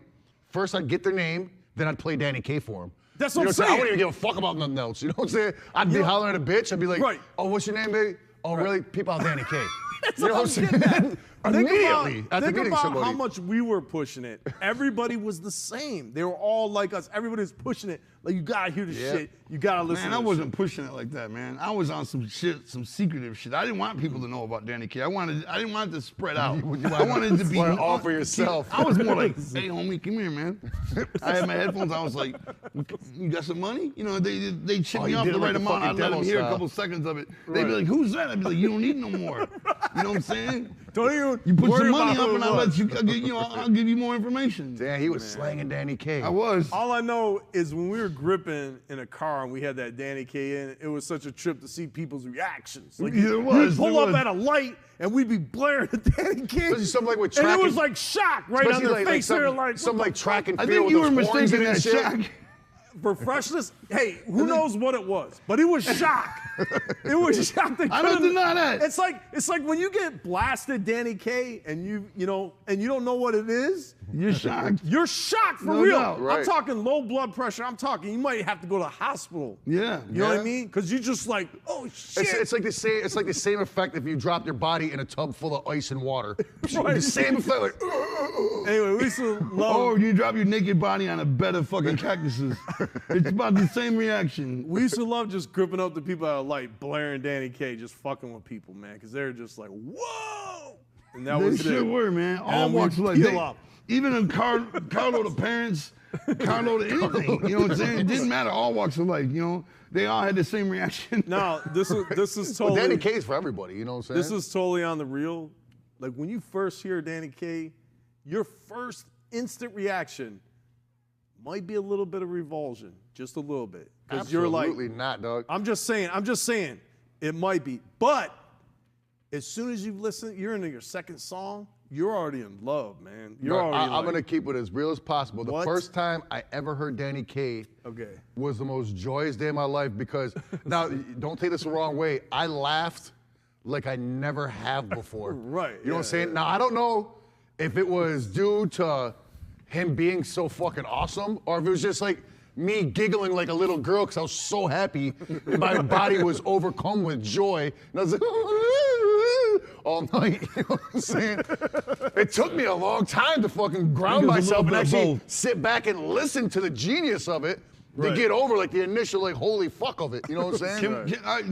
My mind is at this moment. All right, hold. I'm living the moment though. I'm living Okay, go that ahead. moment before the EP came out. Right before the EP came out, Right. I'm living that moment. There wasn't. I mean, I don't know if you want to discuss it now, but there wasn't just Danny Kaye. Oh no, we can get to that in a minute. Okay, all right, yeah. But Because that's where I But was. Danny did- Kaye definitely was number one, no question. I did. Oh, Okay, that's listen. it, yep. I do want to bring up this too about Danny Kaye during this time, the Definitely Def EP, Messages of Mastermind. He was mysterious. No doubt. At this time, nobody knew who the fuck No, he was. you couldn't. Like, And you they couldn't. still don't. Dog, it's straight Like- up. He, even with the internet today, he's still mad mysterious. Right. Super For mysterious. the internet, Right. dog, He's- you can't find shit about There's him. no social media, nothing. Right, dog. It's just He- total he's- lockdown. For He's what it's total worth. ghost. Look, Right. as He's much as you total can be ghost. off the grid on the internet, he is. You know Just what I'm because saying? we have the capabilities to reach out and talk to the K, you've forgotten. We've come a long way. Oh yeah, no We've doubt. come a long Dog, way. dog, there was that. a lot. Dog, there was a mountain, climbing a mountain to get to Danny Kaye. Yeah, Dog, these motherfuckers flew to Alaska. Right. You know what I'm saying? To look Yeah. for him. Had to ask local townspeople I mean- and Eskimos and shit where the fuck Danny Kaye Look. lived at. And they were like, you know what I'm They saying? were out there on dog sleds, Right, crossing dog. rivers, Check it out. Yukons, whatever that is. You don't talk to Danny Kaye. You quest for Danny Kaye. Right, yeah. You know what I mean? He's kinda like one of those- It's a fucking quest. He's kind of like to one of those even old get ninjas with a in his long beard up on presence. top of a mountain. You get to ask one Right. question too. He's kind of like one of those And guys. I'm not talking about a one-day quest. I'm talking about That's a years lifetime- of a lifetime preparation. quest. When you- years of preparation just to fucking Right. try. If you're just trying to track him to, down. if you're Just trying to to reach find Danny him. Kaye, if you're trying to reach Danny Kaye, you don't shoot a fucking email. No. You need three things. You need a pigeon You for need some reason. a dog sled Yeah. with 12 healthy ass huskies. You need a pigeon, and you need a fucking quart of fucking absolute. I was thinking whale blubber, but Both, either one. Yeah, okay. And then you get in the right direction. Is all I'm saying. That's just to send him to get his attention. And on that quest, there's at least a 20% chance you're just gonna straight up die. oh yeah. You know what I mean? Dog, I'm just- do you know the perils of this adventure of finding Danny Kaye? Right. Fuck, dog. It's like fucking. It's like playing remember Atari 2600 playing Pitfall? Right. Kind of like that. You know what I'm Yep. saying? There's so many traps and shit trying to get to him. So you all gotta understand where we were at this time. You know, in the early 90s, like listening to Danny Kaye, the mysterious figure that nobody he's never. I'm pretty sure he's never done a show. Dog, we until had, the gap. we had no. Dog, I don't even remember how the first time I saw him. Could you imagine in the early 90s if someone was like, "Oh, Danny Kaye's performing"? You know what I mean? Like, what reaction we would have? I think I might have After just we- had a fucking heart attack and died. I mean, you're talking about seizure-like activity. yeah, dog. Would it immediately erupt in your body just hearing that? You know what I mean? I know, like the fucking all control of your fucking anus. would've Seizure-like lost. activity. You just start, you know, right, just fall over. You would have lost all control of your you fucking get hype. rectum, You bro. just start getting hype. You be alone. You hear that news? Danny Kaye at the Grand Quarter. You just lose control, dog. You be by yourself. It didn't matter, dog. But it never happened, man. It never fucking No, happened. didn't. If you're driving, you better pull the fuck over, man. You get into a wreck. We put out feelers trying to see like what he was up to or who he was, and it was But like they came back nothing, empty, right? dog. It It was was- like yeah. They it came. Our was. feelers came back fingerless. It was like that was like finding like a tuft of grass on the moon. You know what I'm saying? Just wasn't happening. All right, now Danny Kaye's inspired all the greats. That's what I'm saying, man. That's who was bumping it. Yeah. The rappers, man. Right. The greats, Eminem. You know, Eminem. even on his come up, his first come up, man, Yeah. Eminem. Kid Rock was hip to Danny Kaye. Kid Rock, man, you don't remember? This is a direct quote from Eminem in 2012. Danny Kaye is amazing. I'm glad that so many years later, people are finally realizing it. That's Kid dope. Rock cited Danny Kaye as one of his main inspirations and one of his first Rolling Stone cover Ain't that interviews. who introduced us to Danny Kaye? It was. It was At his Kid Rock, crib. man. That's why we're not even telling the story right, man. Okay, go ahead, tell the story. No, Well, you're not letting me. It involves Go ahead. no, because it involves talking about the other ninjas. Oh, shit. Yeah, so that's very And closely that's how we intertwined. even learned who Danny Kaye was. Because we had our own Danny Kaye I'm just that telling- we were bumping that wasn't Danny Kaye. Y'all can't And we traded for that Danny Kaye. Y'all can't overload the matrix and shut down the fucking system. You know what I mean?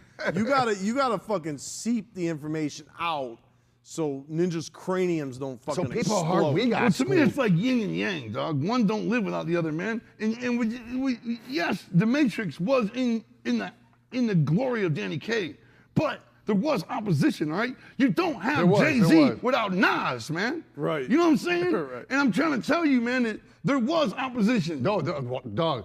There wasn't just opposition. There was muddy fucking strong and hefty opposition. You know what I'm Right. saying? Oh, yeah. It was a whole different spectrum of rap. You know what I'm saying? But nonetheless, it was there right up neck to neck with Danny Kaye. All right, so But they didn't stand the test of time like Danny Kaye. But this ain't about the opposition. I get it. This is about the K. This is in honor of the K. right, but we're gonna get to the opposition All right. definitely. I just feel like that should wait till later. It will, You know what I yeah. mean? Because right now, Ninja's karma's and fucking excitement levels at 10 right now. Yeah. They're fucking on Amazon, right? Downloading the music, fucking listening to the shit, fucking probably shitting their pants and pissing themselves with fucking joy. Okay. Yeah, I just feel like, man, that we need to bless them with more of the tunage, man.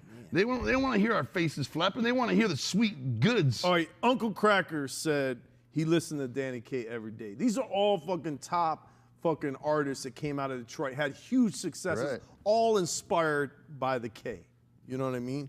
All right, now do you want to? One of you guys want to play one of your I favorite would. songs? I would like love to. to. Shit, Go ahead. We We've been can fight bugging that over hard. it. No, go ahead. I'm ready to get Go ahead, shirtless and tussle. because it doesn't matter what plays, I fucking love it. We can tussle, motherfucker. I would never tussle over Danny Kaye. No, I asked you what your favorite song was. Do you remember what you came back? Of What course was I it? do. Track and field. Track and field. Nice. Who the fuck would make a song about track and field? Now, the man that was a And the master. fact that the United States Olympics don't play track and field in honor of Decay is sickening, man. Danny Kaye was in the track and field back in high school. He knows what he's talking about. Right, and he was also into something else, After School Snack Attack. Right. See, that was my Exactly. close second. Was that? It was, I almost picked the song After School Snack Attack, Yeah. but I picked track and field. I didn't know what, but because I figured track and field was more influencing, make you do sports. Well, the right? thing is about After School Snack Attack, it's a perfect companion It is. for track It and is. field. It is. Because you go to school, you get out of school, right, yeah. you go to track and field. When Right. you go to track and field, you go home and have an After School Snack Attack. Right, and then you get ready for bed and have electrifying mojo. I get it. Right, yeah. You spend your whole day planned out with Danny Kaye. You know but what? Okay. when you juggle track and field versus after school snack attack, Yeah. some of us after school snack attack too hard. You know what I'm saying? That's right? Yeah, it's And- definitely but, influenced we by need to focus more on track and field. That's why I wanted to premiere my favorite song. That's why I let it go toward track and field instead of after school snack attack. Right. Okay, so let's listen to. 'Cause I want to have a better reaction on the population. You know what's cool about this Destined for Hip Hop? He was in high school when he made it. Yeah, he was 18. I just did the math in everybody. my head. 17. He was 18. like 17. Well, the record came Well, out the when he thing was 18. is, Rob, he went to high school till he was 24, so you can't really, it is an era of his life, okay, that lasted several albums. But the crazy part is, all those years when he was in high school, he didn't age. No, nope, not All at right, all. let's Neither look- did his music. Let's Still, timeless, right. Let's cue up Danny Kaye, Destined for Hip Hop, Track and Field. and if you don't understand, if you're like me and you're a scrub and you never played sports in school, I get it, all right? Well, you're about to have an entire education on all sports. About what it was like to play sports. And what in school. happened. Right. It's going to take you into the depths of track and field. It's going to take you on the actual track and field. Get ready to be there emotionally and mentally, even if your body is vegging like a big sack of fucking Jell-O like mine. Your muscles are definitely going to be sore, and you're going to be out of breath at the end of the It's track. going to be like you just ran the fucking. It's only the workout I ever needed was track and field.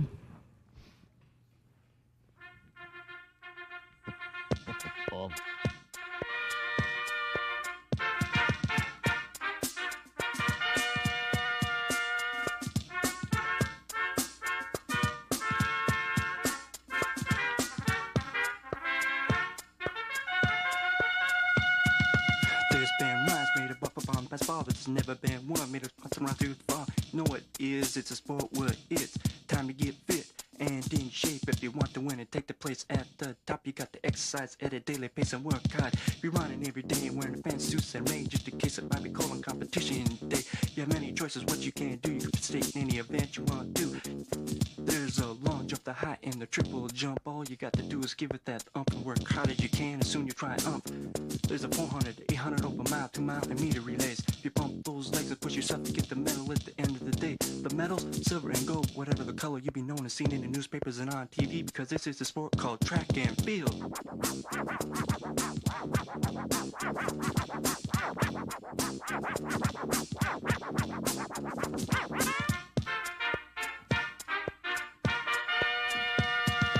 There's a shot put, the hurdles and discus. You got to be strong, so fast you want to win this. In any event, you must never give up trying, because there's someone always better down the line. You must be strong, not weak. Keep pushing, working yourself to the highest peak. Work harder each and every week. Soon you'll be the one everyone's trying to beat. And when you're competing in an event, the fans will jump out their seat. In this sport, your shoes don't squeak. You just leave rubber burns and hot streets, because this is a sport where Carl Lewis long jumps close to 40 feet. It's known to the world as track and field.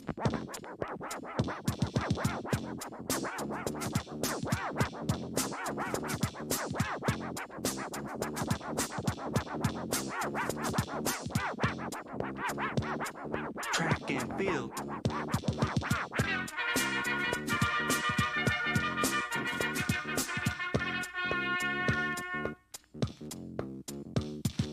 You know it, homie, it is worth it, what I've stated. And you've heard that this sport is where y'all most compete, because it is a super sport of track and field.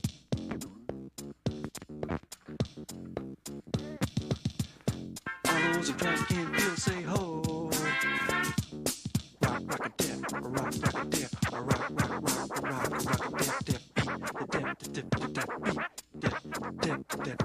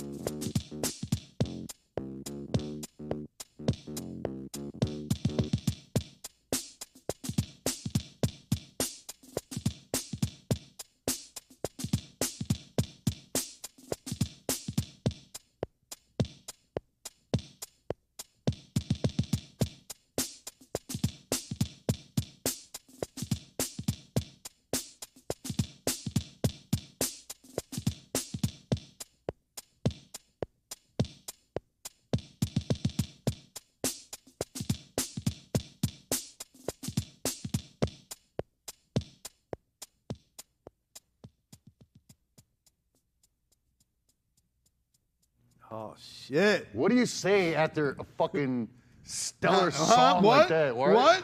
Which camera? What? Yeah. No. Huh? And in case you're wondering, that was Danny Kaye on the horn. You know what I'm saying? So he would do the rap, he'd do the hook, he'd play the horn. He'd run out to the he'd track get back. behind the studio, You know what I'm saying? bust the All horn. one fucking tape. And the craziest part was, it's like where that horn is getting scratched, it's him just blowing in and out of the horn. Right. And scratching. No, but it's him manually doing the scratch with his mouth. Gotcha. He blows air in and sucks it back in. For those out there that are musicians, rappers especially, if you notice the click in there, the Click track. that's called a click track. To help you keep your rhythm on the beat. And Marvin, obviously as the producer, put the click in there, and Danny Kaye heard it and was like, leave it in.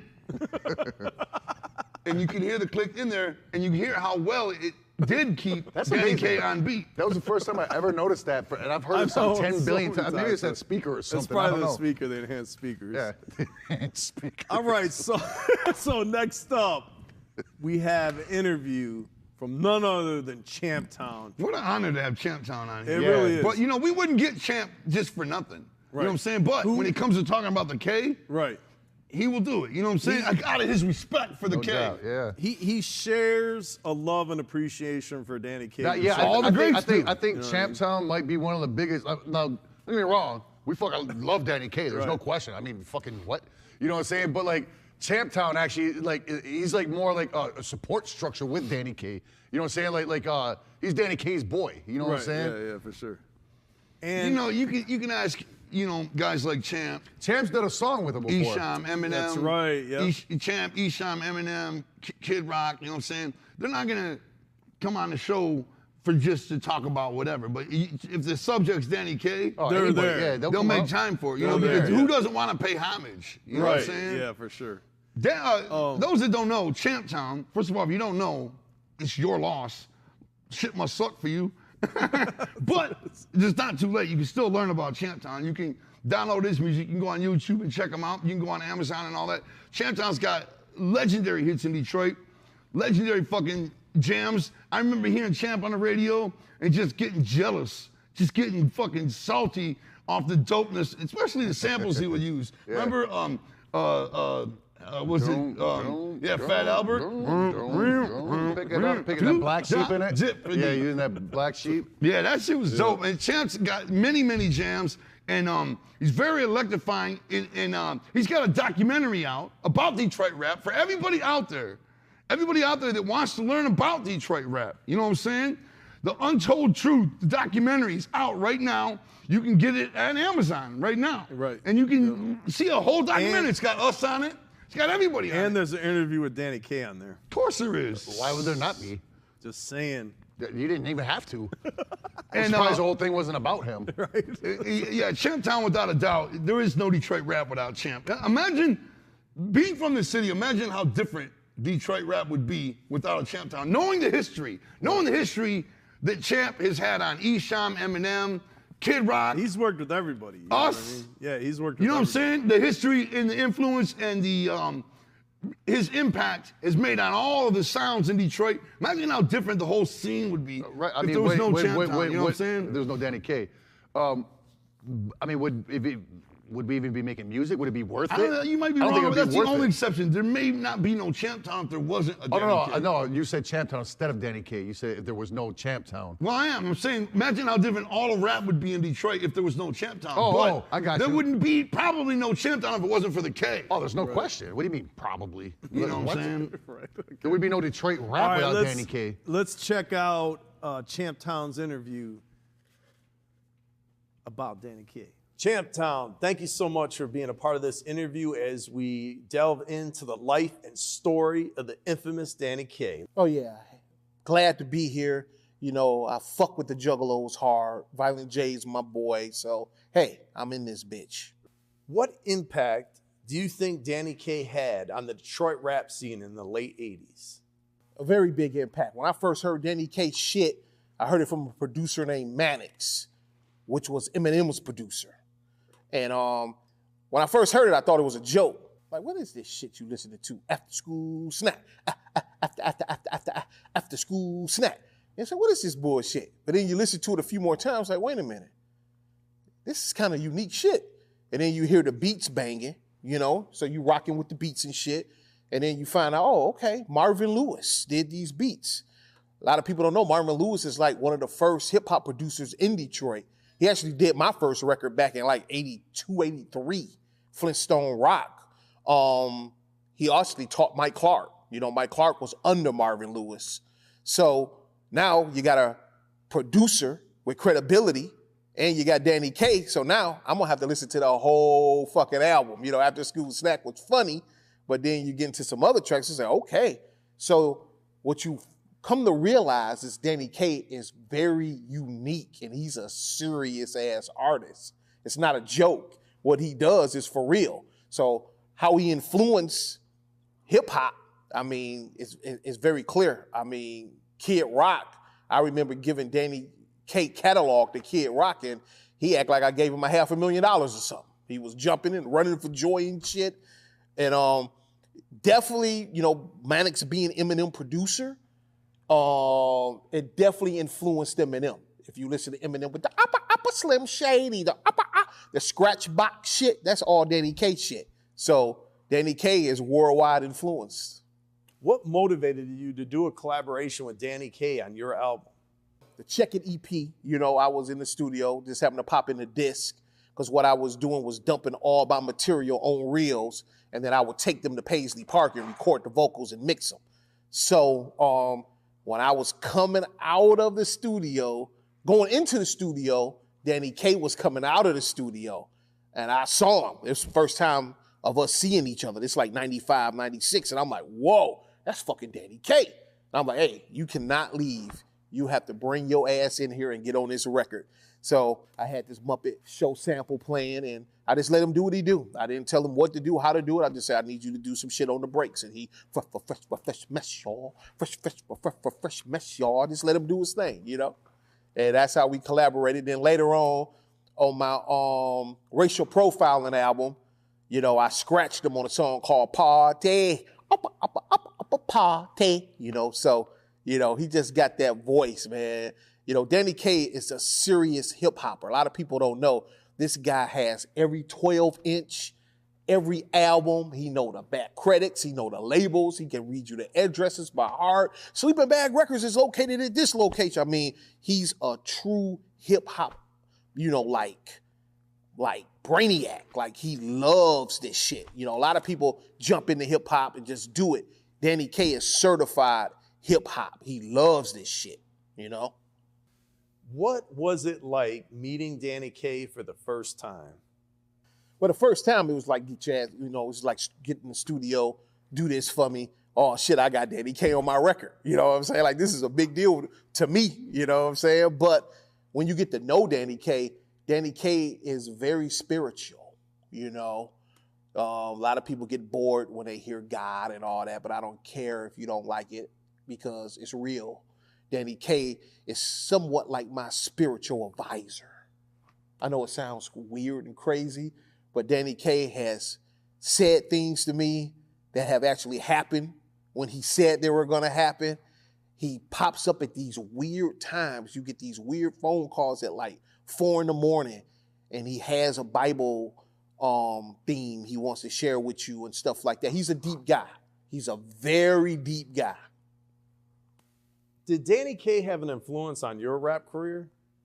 It's just great to work with him. It's great to work with another person in they, you know, that got their own shit going, you know, like I've always had my own shit going, like Esham had his own shit going, you know, like Eminem had his own shit going, like ICP has their own shit going. So it's just great to work with the minds that create, you know what I'm saying? Danny Kaye is one of those minds. So, you know, he just influences me because of his love for the culture. That influences me, to see someone love the culture as much as a person like myself does, because you can't really have real deep hip hop conversations with any and everybody because they don't know the shit. They perp like they know it, but they don't know the shit. Danny Kaye knows this shit. What is your favorite Danny Kaye song? Yeah, that's a tough one. I like a lot of them, man. I really like hip hop. Take us way to the top, to the top, to the top, to the top, to the top. I like that shit. I like After School Snack. It becomes one of my favorites later on. You know, I love the stuff he did with me, man. I love the party song. I love, Fresh Mess. I love the Mojo song too, where he got a dedication to Mojo. Mojo, where'd you go? Calling our number one DJ. His name is MOJO. Electrifying Mojo. And he lives in Detroit. His style is just so unique, man. Danny Kaye has a very unique style, man. And once you get to listening to this guy, you get to understanding that he's really a genius in his own right. Do you think Danny Kaye gave up on his rap career, or do you feel like he's still trying to make it? No, I think it's a matter of, when you put the Batman signal in the air, you got to put the Danny Kaye signal in the air. When you put the Danny Kaye signal in the air and it's for a good cause, I think he'd jump right in the studio. I think he's ready to go at any given time. Like I talked to him. He actually just texted me yesterday. What the first thing he say? Yo, Public Enemy got a new album out, man. I got to get the shit. I was like, yeah, I've heard it. It's great. Oh, shit, I'm behind. So he's still focused. You know what I'm saying? He knew the name of the album, When the Grid Goes Down. New Public Enemy album. He's still doing what he does, loving hip-hop, Danny Kaye is like my brother, in the hip-hop game. He's my hip-hop brother, Why do you think Danny Kaye never had mainstream success? That's just a hard thing. Mainstream success, either you're going to go hardcore like Esham and ICP and just be like, hell with a major label. But, there's another part of artists like myself and maybe a Danny Kaye. You always think you kind of need the major label to give you the exposure that you need. But as years go by, you found out that the ICP and Esham way was the best way to go. So you don't care about the labels. They're thieves. You hear all these stories about what they done. I was side by side with Kid Rock when he had his first deal with Job RCA. I seen how Vanilla Ice came out of nowhere and they just played him like, we don't care about you no more. And that forced him to go back the independent route with the Polyfuse method. But then again, he got picked back up with Atlantic. So it's a confusing thing. It's kind of like rolling the dice. It's kind of like the lottery. Like, if you get the right executive that believe in you, and are going to pay you the right way, then Danny Kaye could have been something big. Danny Kaye is a type of artist that maybe 20 years from now, everyone will catch up and finally get it. Kind of like the Sugar Man or some shit. You know what I'm saying? Like, he's probably like 10 years away right now before everybody gets it and go back and revisit his entire catalog. But, the major label thing too, man. If Danny Kaye would have got on a major label and made a big major hit and record companies just took all the money like they do to all the artists, it could have damaged him mentally. You know what I'm saying? So some of us artists are so passionate, and to have business conquer the passion and knowing that you made somebody millions of dollars and you probably only saw $30,000, $40,000, that could it damaged a lot of artists. You know what I'm saying? So I think it's a good thing. Probably Danny Kaye never had the mainstream success, that most have because of these crazy, stupid ass, greedy ass record companies. Who knows? Danny Kaye might pop up on your TV screen as a cop. You know what I'm saying? He still might drop a dope ass album out of nowhere, So never count the Danny Kaye man out. I wouldn't, you know what I'm saying? Because he loved hip hop too much. Do you think Danny Kaye could ever appeal to a Juggalo world? Definitely. Juggalos know the real shit, Juggalos, they want to have a good time. And that's all Danny Kaye want to do is party. Party. What do you think it is about Danny Kaye's music that's so inspirational? Because he does it the way he wants to do it. There's no, I'm going to listen to LL or I'm going to listen to, Eminem or I'm going to listen to somebody and, do it like them. He listens to hip hop and loves it. And like any true artist, he sits back and say, what can I contribute to hip hop? How can I be another link to this chain? You have KRS-One, you have Public Enemy, you have ICP, you have Esham, you have Fat Boys, you have all these different entities inside of hip hop. So, Danny Kaye doesn't sound like Kid Rock. He doesn't sound like the Beastie Boys. he's fucking Danny Kaye. So I think he just contributes by doing it his way, and that's it. He don't care. He does what he feels. It may be awkward to some, but if you give it a listen a few times, you'll finally get it. That's what I had to do. Oh, sweet. The fresh slow motion effect. I love Champ Town. Yeah, Champ Town's a shit, dog. And he kicked nothing but the truth. Right. Everything You he know what I'm said is truth, man. Straight and he truth, got the dog. fucking honorable blessing from the K on Right, record. yeah. That's just unbelievable right there. Champ's done it all in this city, man. I mean, he walk around and say he did his track with Danny Kaye. Right. Come on, man. Two tracks, actually. Yeah, actually, you know what I'm saying? He sampled him on one, so yeah, man, he's definitely the man, you know? Yeah, that's just that. You can't just be anybody Right. and do a track with fucking Danny Kaye. Exactly. You know what I'm saying? You know what I mean? It's like near impossible. A lot of us wonder how he got such an in with Prince. You know, Champ. Through Danny We Kaye. wonder how he got that in with Prince, and a lot of people speculate it's Champ's affiliation with the K. You know what I'm saying? That's true. I mean, how is he gonna get the perfect one's attention? You know what I mean? So, like you say, a lot of people speculate. I don't speculate. I know the real. All right, let's go to what's your favorite Danny Kaye song? You know, this Or was one of really, really, really fucking hard for me to pick out because, like, every song of his is my favorite. You know, like even from the oldest to the fucking newest. Even the one where it says Danny R on the cover, it says Danny Kaye. Right. You know, it was fucking so tough because like every fucking song's such a jam, and I was so close to going with After School Snack Attack. There's no question. That's like up there as one of the fucking favorite of the favorites. But I had to go back and remember when I first heard Danny Kaye. One of the first songs I heard was this song, and at that time, it just had me walking on clouds. You know what I'm saying? Right. This song is none other than "Get Busy." I didn't say that. I was getting called out too. Get busy. That's like, to me, that song it's just unfuckwittable. You Right. know what I'm saying? Unfuckwittable. All right, let's hear "Get Busy" by Danny Kaye. Cold Deaf Music. The beginning is the best. Cold Deaf. Get busy, party people. Get busy, party people. Yo, yo, yo. Get busy, party people. Yo, yo, yo. Get busy, party people. Yo, yo, yo. Get busy, party people. Get busy, party people. Yo. Get busy.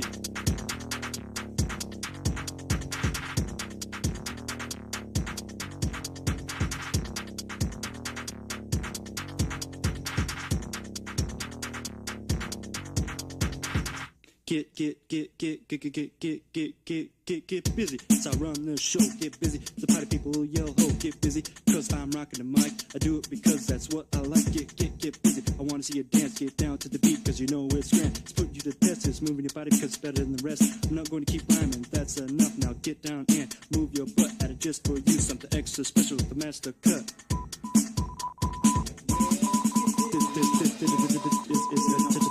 See how well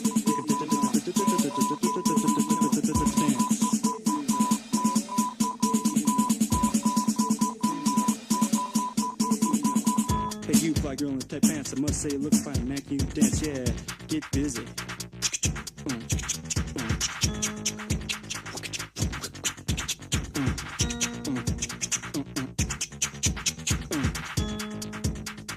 Get busy. Get busy. Get busy.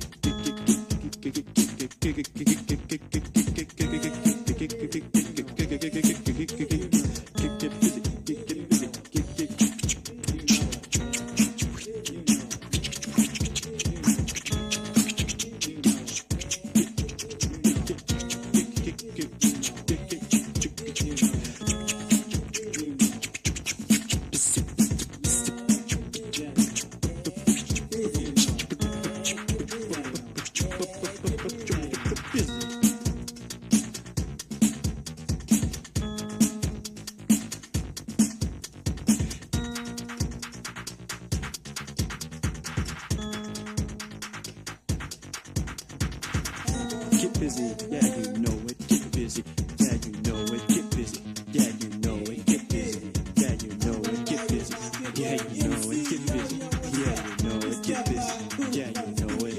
Get busy. We're rocking this beat. You know, boy,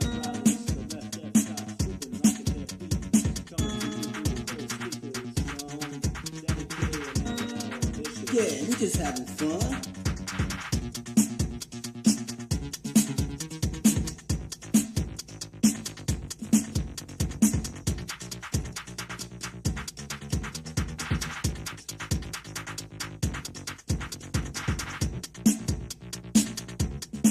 Yeah, what's up? Not much. This dude's rocking headphones.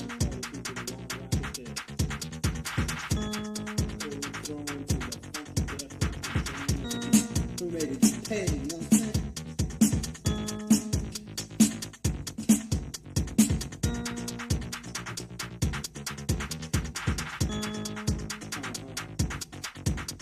Go ahead.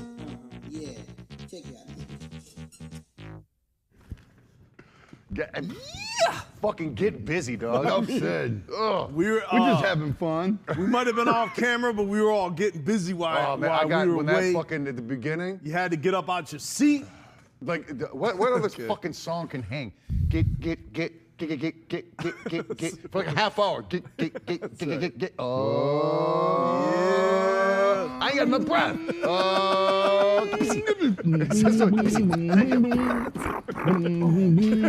The only like proper dance move to do right when that beat kicks in is crumping. Yes. You know what I'm saying? 'Cause it's just so fucking. All right, so next up, we're gonna talk about Jason Weber, basically his experience with doing a Danny Kaye interview. Yes. For the Metro Times. I remember being on Venice Beach in L.A.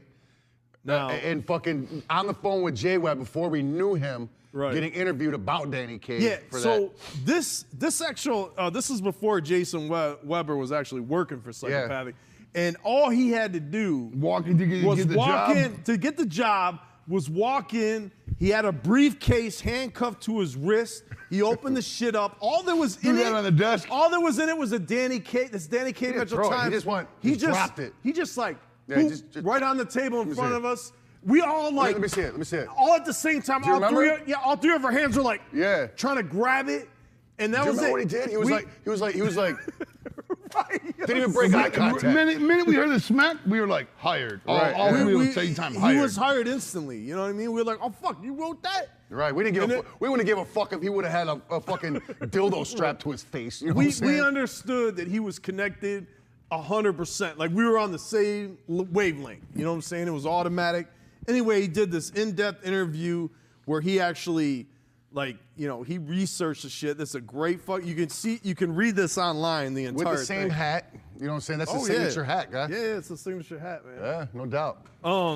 So Jay Webb worked for us after that for a long time. He's a super homie to the end of time. And read this, it's online. But anyway, we're gonna go to Jason Weber's interview about Danny Kaye, where he talks about his firsthand experience with the K, if you will.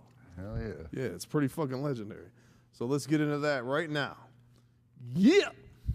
Motherfucking Jay Webb in the motherfucking house. Thank you so much for being a part of this rare interview and look into the life of Danny Kaye. The legend. Yes. Do you remember your thoughts on the first time you heard Danny Kaye's music? Yes, I will never forget it, actually. I found a track on YouTube. I believe it was The Government's Responsible. And I heard the beats. I heard his rapping. It was just absolutely unlike anything I had ever heard before in my life. And I couldn't tell at first if it was whack or if it was great. I knew it had to be one or the other. But it took me a minute to figure out which side of the partition I was on. And but I think that Danny Kaye is great. What inspired you to write an article on Danny Kaye? Nobody really knew who Danny Kaye was. I barely even knew who he was because I first heard of him by reading Violent J's book, Behind the Paint. There's a chapter in there that where Jay talks quite eloquently and quite extensively about Danny Kaye. So I kind of realized that nobody had any idea who this guy was, and he's influenced everybody from ICP to Eminem, and nobody had any clue who he was. I didn't have a clue who the guy was. So I realized that from a journalistic point of view, that there was a void there. It's like here's an undiscovered, possibly genius that may have influenced, all of the rappers from Detroit who made it big, and nobody's heard of him. So that was what made me want to write an article about Danny. What was Metro Times' reaction to you suggesting to do an article on Danny Kaye? What the fuck? They were very blown away by it because they were like, I've never even heard of this guy. I mean, if he's such a legend, how come none of us in the newsroom have heard of him and everything? And it took some convincing.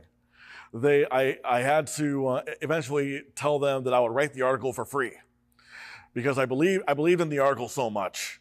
I believed that there was a story to be told, and I wanted to tell it. So based on that, I did write it for Metro Times, and I just gave it to them. And I just told them, is it good enough to publish? And they said, yeah. In your conversations with him, what did you learn about his life growing up?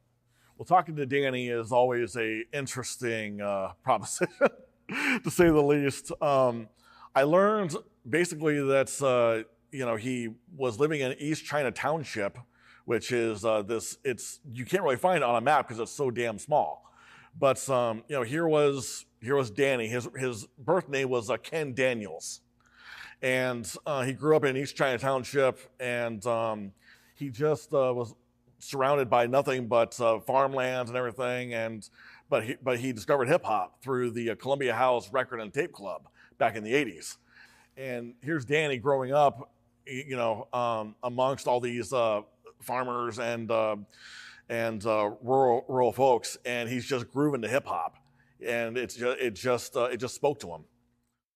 Do you believe Eminem and Kid Rock were influenced by Danny Kaye as much as ICP? Yes, I know for a fact that Eminem and Kid Rock were influenced by Danny Kaye because Kid Rock actually name dropped Danny in a Rolling Stone interview that he did about 20 years ago. And Eminem, it's well known that he was a big fan of Danny. In fact, the word on the street was that I heard in my research in doing the story was I spoke to Eminem's former manager, his former producer, Mannix. And Mannix said that Eminem was actually kind of jealous of Danny because Danny had his albums out in Sam Goody and Musicland and Harmony House before Eminem put his out. So once upon a time, Eminem was looking at Danny Kaye with envy, and that's pretty well established in the history of Detroit hip hop.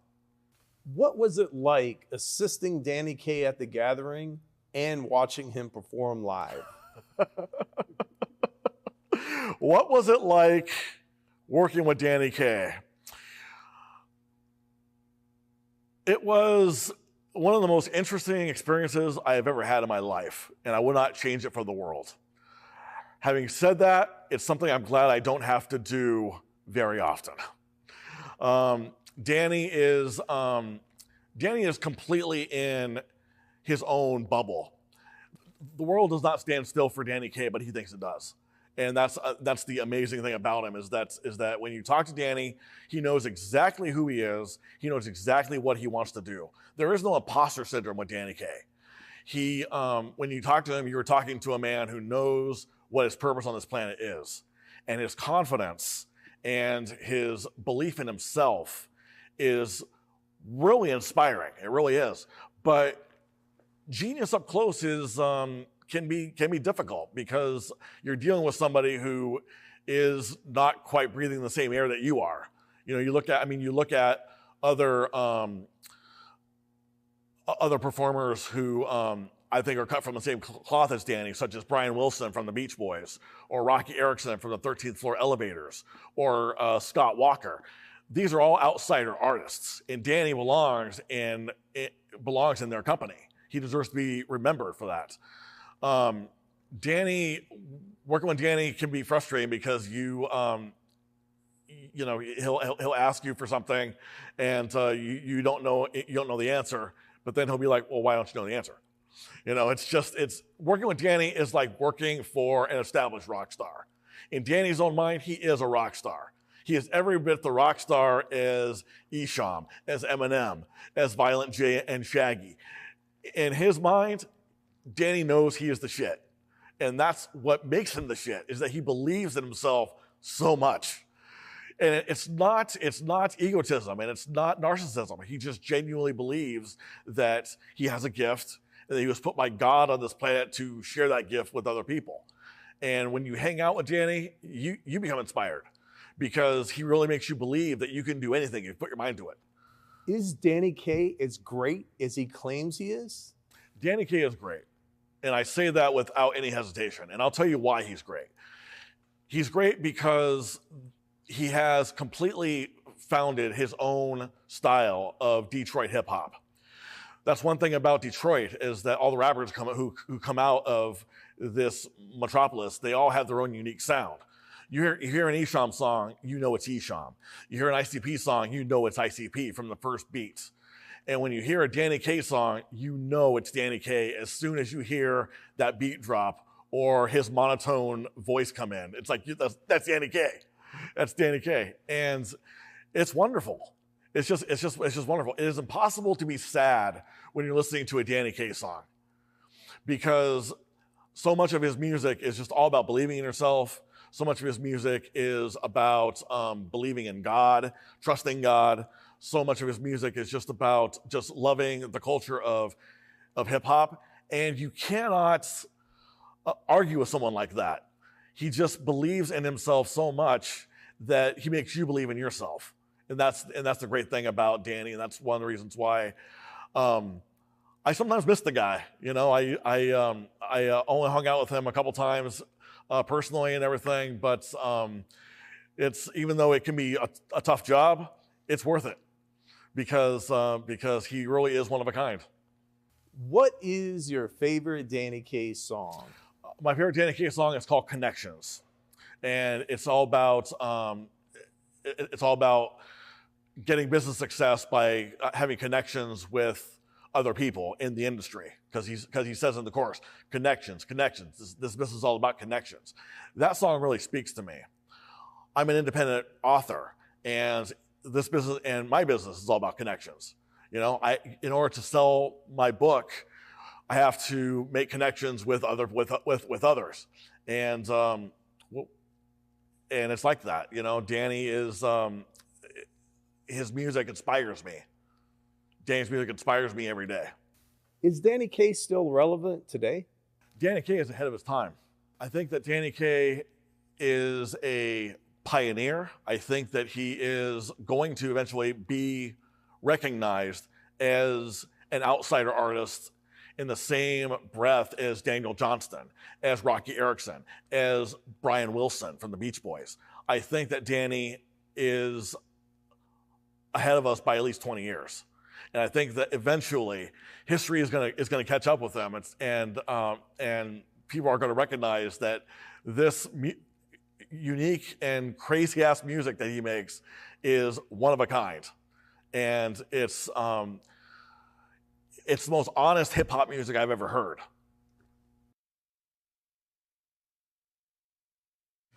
You know what that was a fucking fantastic interview. It was. No, he and you gives know the what? best I interviews, have to fully agree with J-Web. The fact that that Danny Kaye is much like Barry Nosewitz and you know what I'm saying, and Quirky McFlipson. You know what I'm saying? Not to mention Jerry McQuagger. You know what I'm saying? He's just so out there and just puts himself out there. Daniel Bush and Kobe Wilson. Yeah, that's what I'm saying. The thing is, that interview, Lenny McPherson. That fucking interview, J-Web worded himself so perfectly. Yeah. Hey, man, champ, that was really good. Yeah. That was good. J-Web is, he's an author. He's a poet when he talks. The way the phrases he chooses his words. They're so well, you know. Yeah. And I'm so excited about his book. I haven't had a chance to read it yet, and it's on the front page of my desktop, and I'm just so excited to dive into it because I know once I dive in, there's no coming out of it. It's actually, I read 3 chapters of it. And it's actually a really fucking good read. I know, Like, you I know what know, mean? I know. I got the I've heard book. all I haven't about started it. reading it And yet. I know, I'm like, man, I'm scared to begin it because I know that's a journey. Once I begin it, I'm never coming back, you know? Right. And so I'm waiting till the opportunity to open up, you know? Yeah. But man, it is like, just hearing him talk is so poetic, man. He words himself so well. Much love to J-Web, man. So he talked a little bit about the Gathering of the Juggalos performance by Danny Kaye. Now in 2015 at the Gathering of the Juggalos, we had none other than Danny Kaye himself. Yep. I don't know if you can get a close-up on that. He almost looks like Travis Barker from here. Danny Kaye himself performed live I seen it. in the only live performance that we ourselves have ever known of. We had to jump through fucking hoops of fire Fuck, man, yeah. to make this happen. We needed a Learjet to make that happen. I mean, it was like we didn't give a fuck who else we had. This was our most anticipated performance of all time. I was standing right next to Joey. We when were watched right that. I dead was center so- in the middle of the crowd, in the middle of the stage. Right. Perfectly centered. Right. You know what I'm saying? Right there. Front row. Yeah. Looking up I was at back the god of hip hop. And my hope is now that you're listening to us talk about Danny Kaye, if you're not familiar with him, you get an inkling of the amount of karma and fucking flavor that was bestowed upon us to witness and to actually have it happen, to actually, make the connections, to make this actually happen at the Gathering, for us to be able to sit back and watch the legend himself perform live in his only known live performance of all time. God bless You know what I the mean? Gathering for giving us the opportunity to actually do that. I mean, seriously, Right. all jokes aside, that night, standing there next to my boy, right, watching Danny Kaye was so surreal. Right. Like, he's really there. We're watching. It doesn't matter that we were at the Gathering. Right. Because it was like, I don't give a fuck where we we're at. always dreamed about the moment of seeing Danny Kaye in concert. Yes. And I don't think it ever would have happened if we didn't do it. Yeah, no You doubt. get what I mean? Yeah, I don't yeah, think so so. And the there's no fact that question, it there's no just didn't question. matter that it was the Gathering It because, and that says a lot because the Gathering matters in all forms. Right. But that moment took me back to my childhood. It took me back to everything. I you know? looked over at y'all and y'all were fucking 17 again. Dog, You know what I'm saying? And I was like, for some reason, I was like 7. You know what I mean? I was just a little kid standing there, just in awe, wide-eyed, looking up at the stage, at the colorful lights. You know what? And I couldn't understand. I couldn't comprehend. It was so fucking magical because you gotta understand this was at the Gathering. Now, when me or Joe go outside of our dressing room area, outside of that fence, you know what I'm saying? It's a constant barrage of ninjas. Yo, sign this, take a picture, do, and then even worse, like hound dogging. You know what I'm saying? Yeah. But when Danny Kaye came on, we were able to stand in the fucking crowd. Right. Not one motherfucker came up to me and said shit. Right. It was fucking beautiful. I didn't get sidetracked. Nothing. Right. Full You know why? focus attention. Because everybody was on looked at us DK. and they knew we were in the moment. Right. We were in our moment. They could see our spirits above us. You know what I'm saying? Like floating above us. Man. All right, now we're gonna bless y'all right now with 3 minutes of that performance. Though it could not capture anywhere near you can being never- there in person. Right, you can know what I never mean? capture the essence of being there, man. But let's check this out. This is Danny Kaye. Right now, examination of the Super Huh?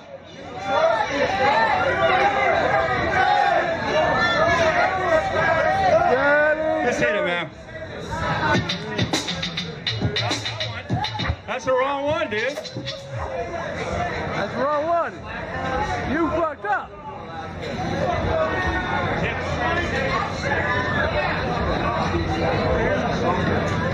Try doing the right one.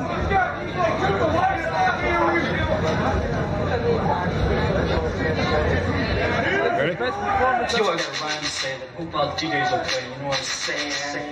Hip hop music is Right. my favorite. Word.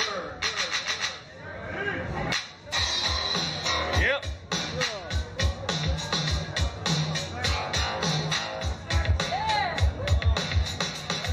Sitting home thinking how to rock it, then it came to me as a sudden shock. That's a right, a rhyme, a bust every word right on time.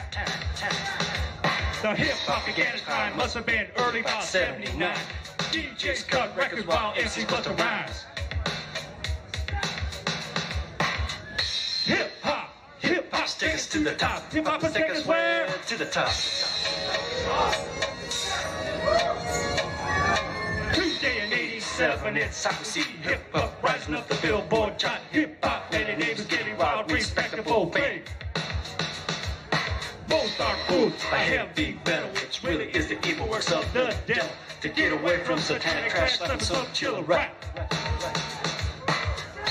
Hip hop take us to the top. Hip hop take us where? To the top. Move your body, the beats are different. Start to move your body to the right, to the left. Cause hip hop music is stupid fresh.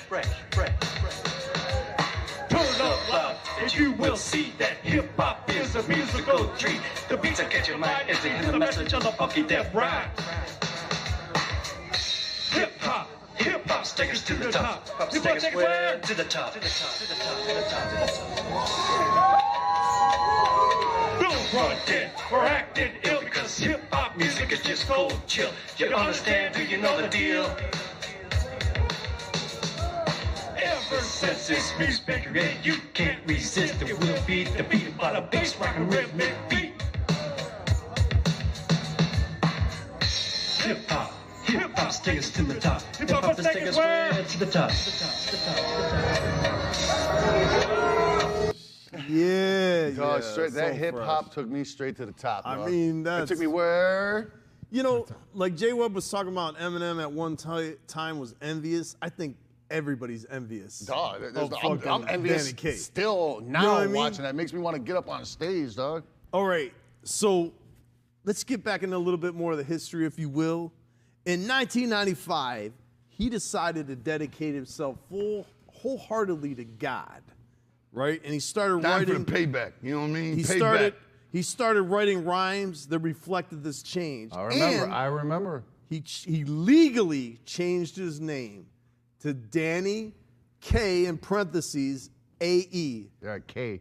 And do y'all know what the AE stands for? Of course, man. It's tatted on my back. What does it stand for? Always excelling. Always excelling. Always. You're talking about positive mental attitude, always excelling, Because always Danny moving Kaye is forward. always excelling. I mean, that's I self-explanatory. got it as a tramp stamp on my lower back. Sweet.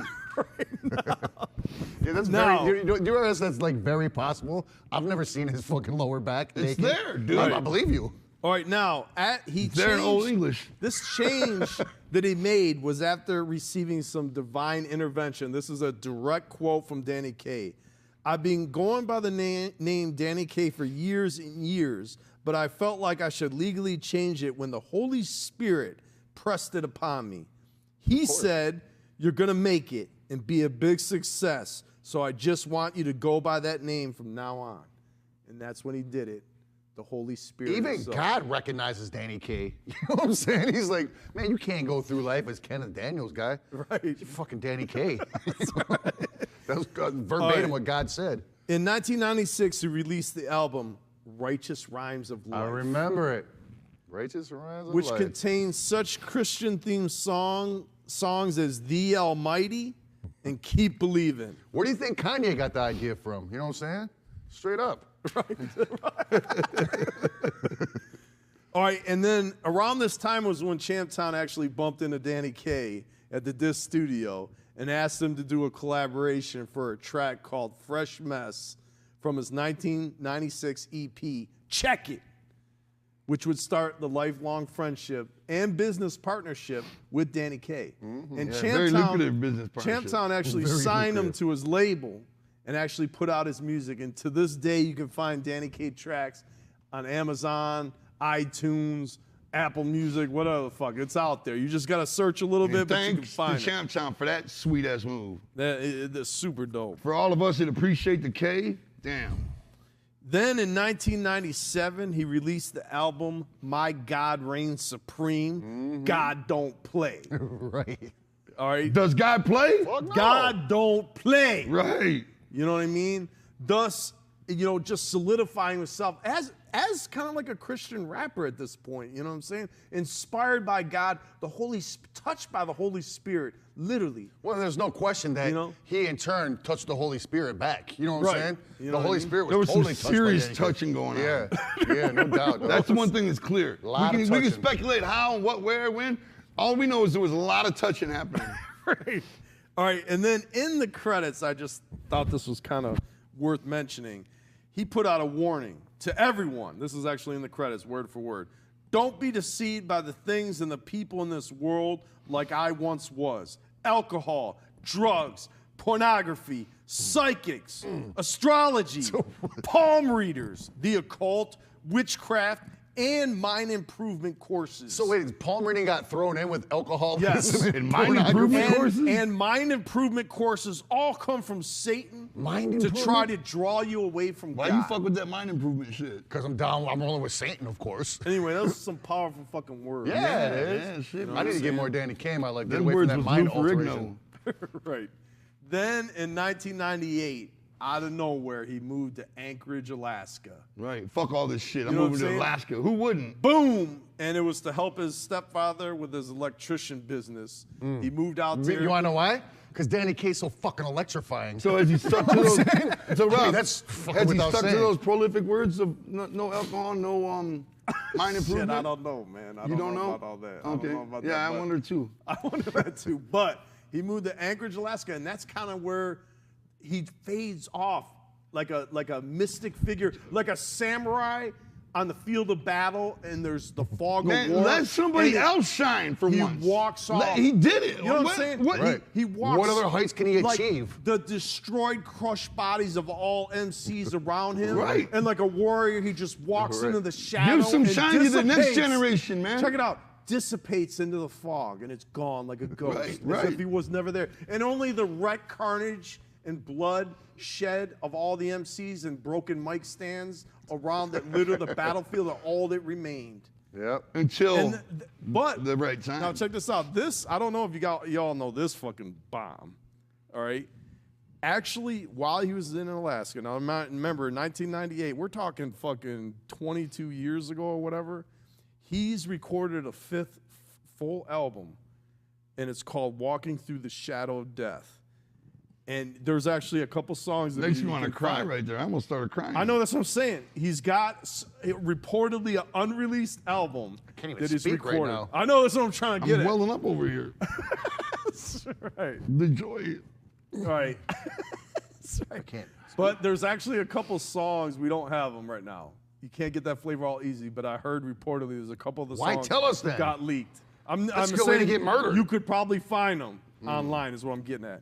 All right, we're going to go to a real quick commercial break. Please. When we come back, we're going to talk with Nathan Ninja himself, who actually tracked down and traveled to Anchorage, Alaska. This is too much. Yeah, I mean, it's too much. I've heard the tales, man. And we got the fresh All I know is that- interview that was conducted with Danny Kaye I've seen himself. it. Wow, what an interview. And I just want to say that Nate and Jesse were, that was kind of like a mission from God. You know what I'm saying? That they successfully fucking accomplished. You know Right, what I'm that's saying? what- yeah, that's like, what I'm wow. trying to What words can we give them to make them understand how great of a move that was? Right, You know? what what respect what an can we pay adventure. them? Like, wow, we're in debt for life, for all of eternity, to Right. such a grand move like that. To Right. videotape it and share it with us? Fuck, man. It would take a super ninja to find a super ninja is all I'm saying. That's true. All right, we'll be back in a moment with Nathan Ninja. Yeah.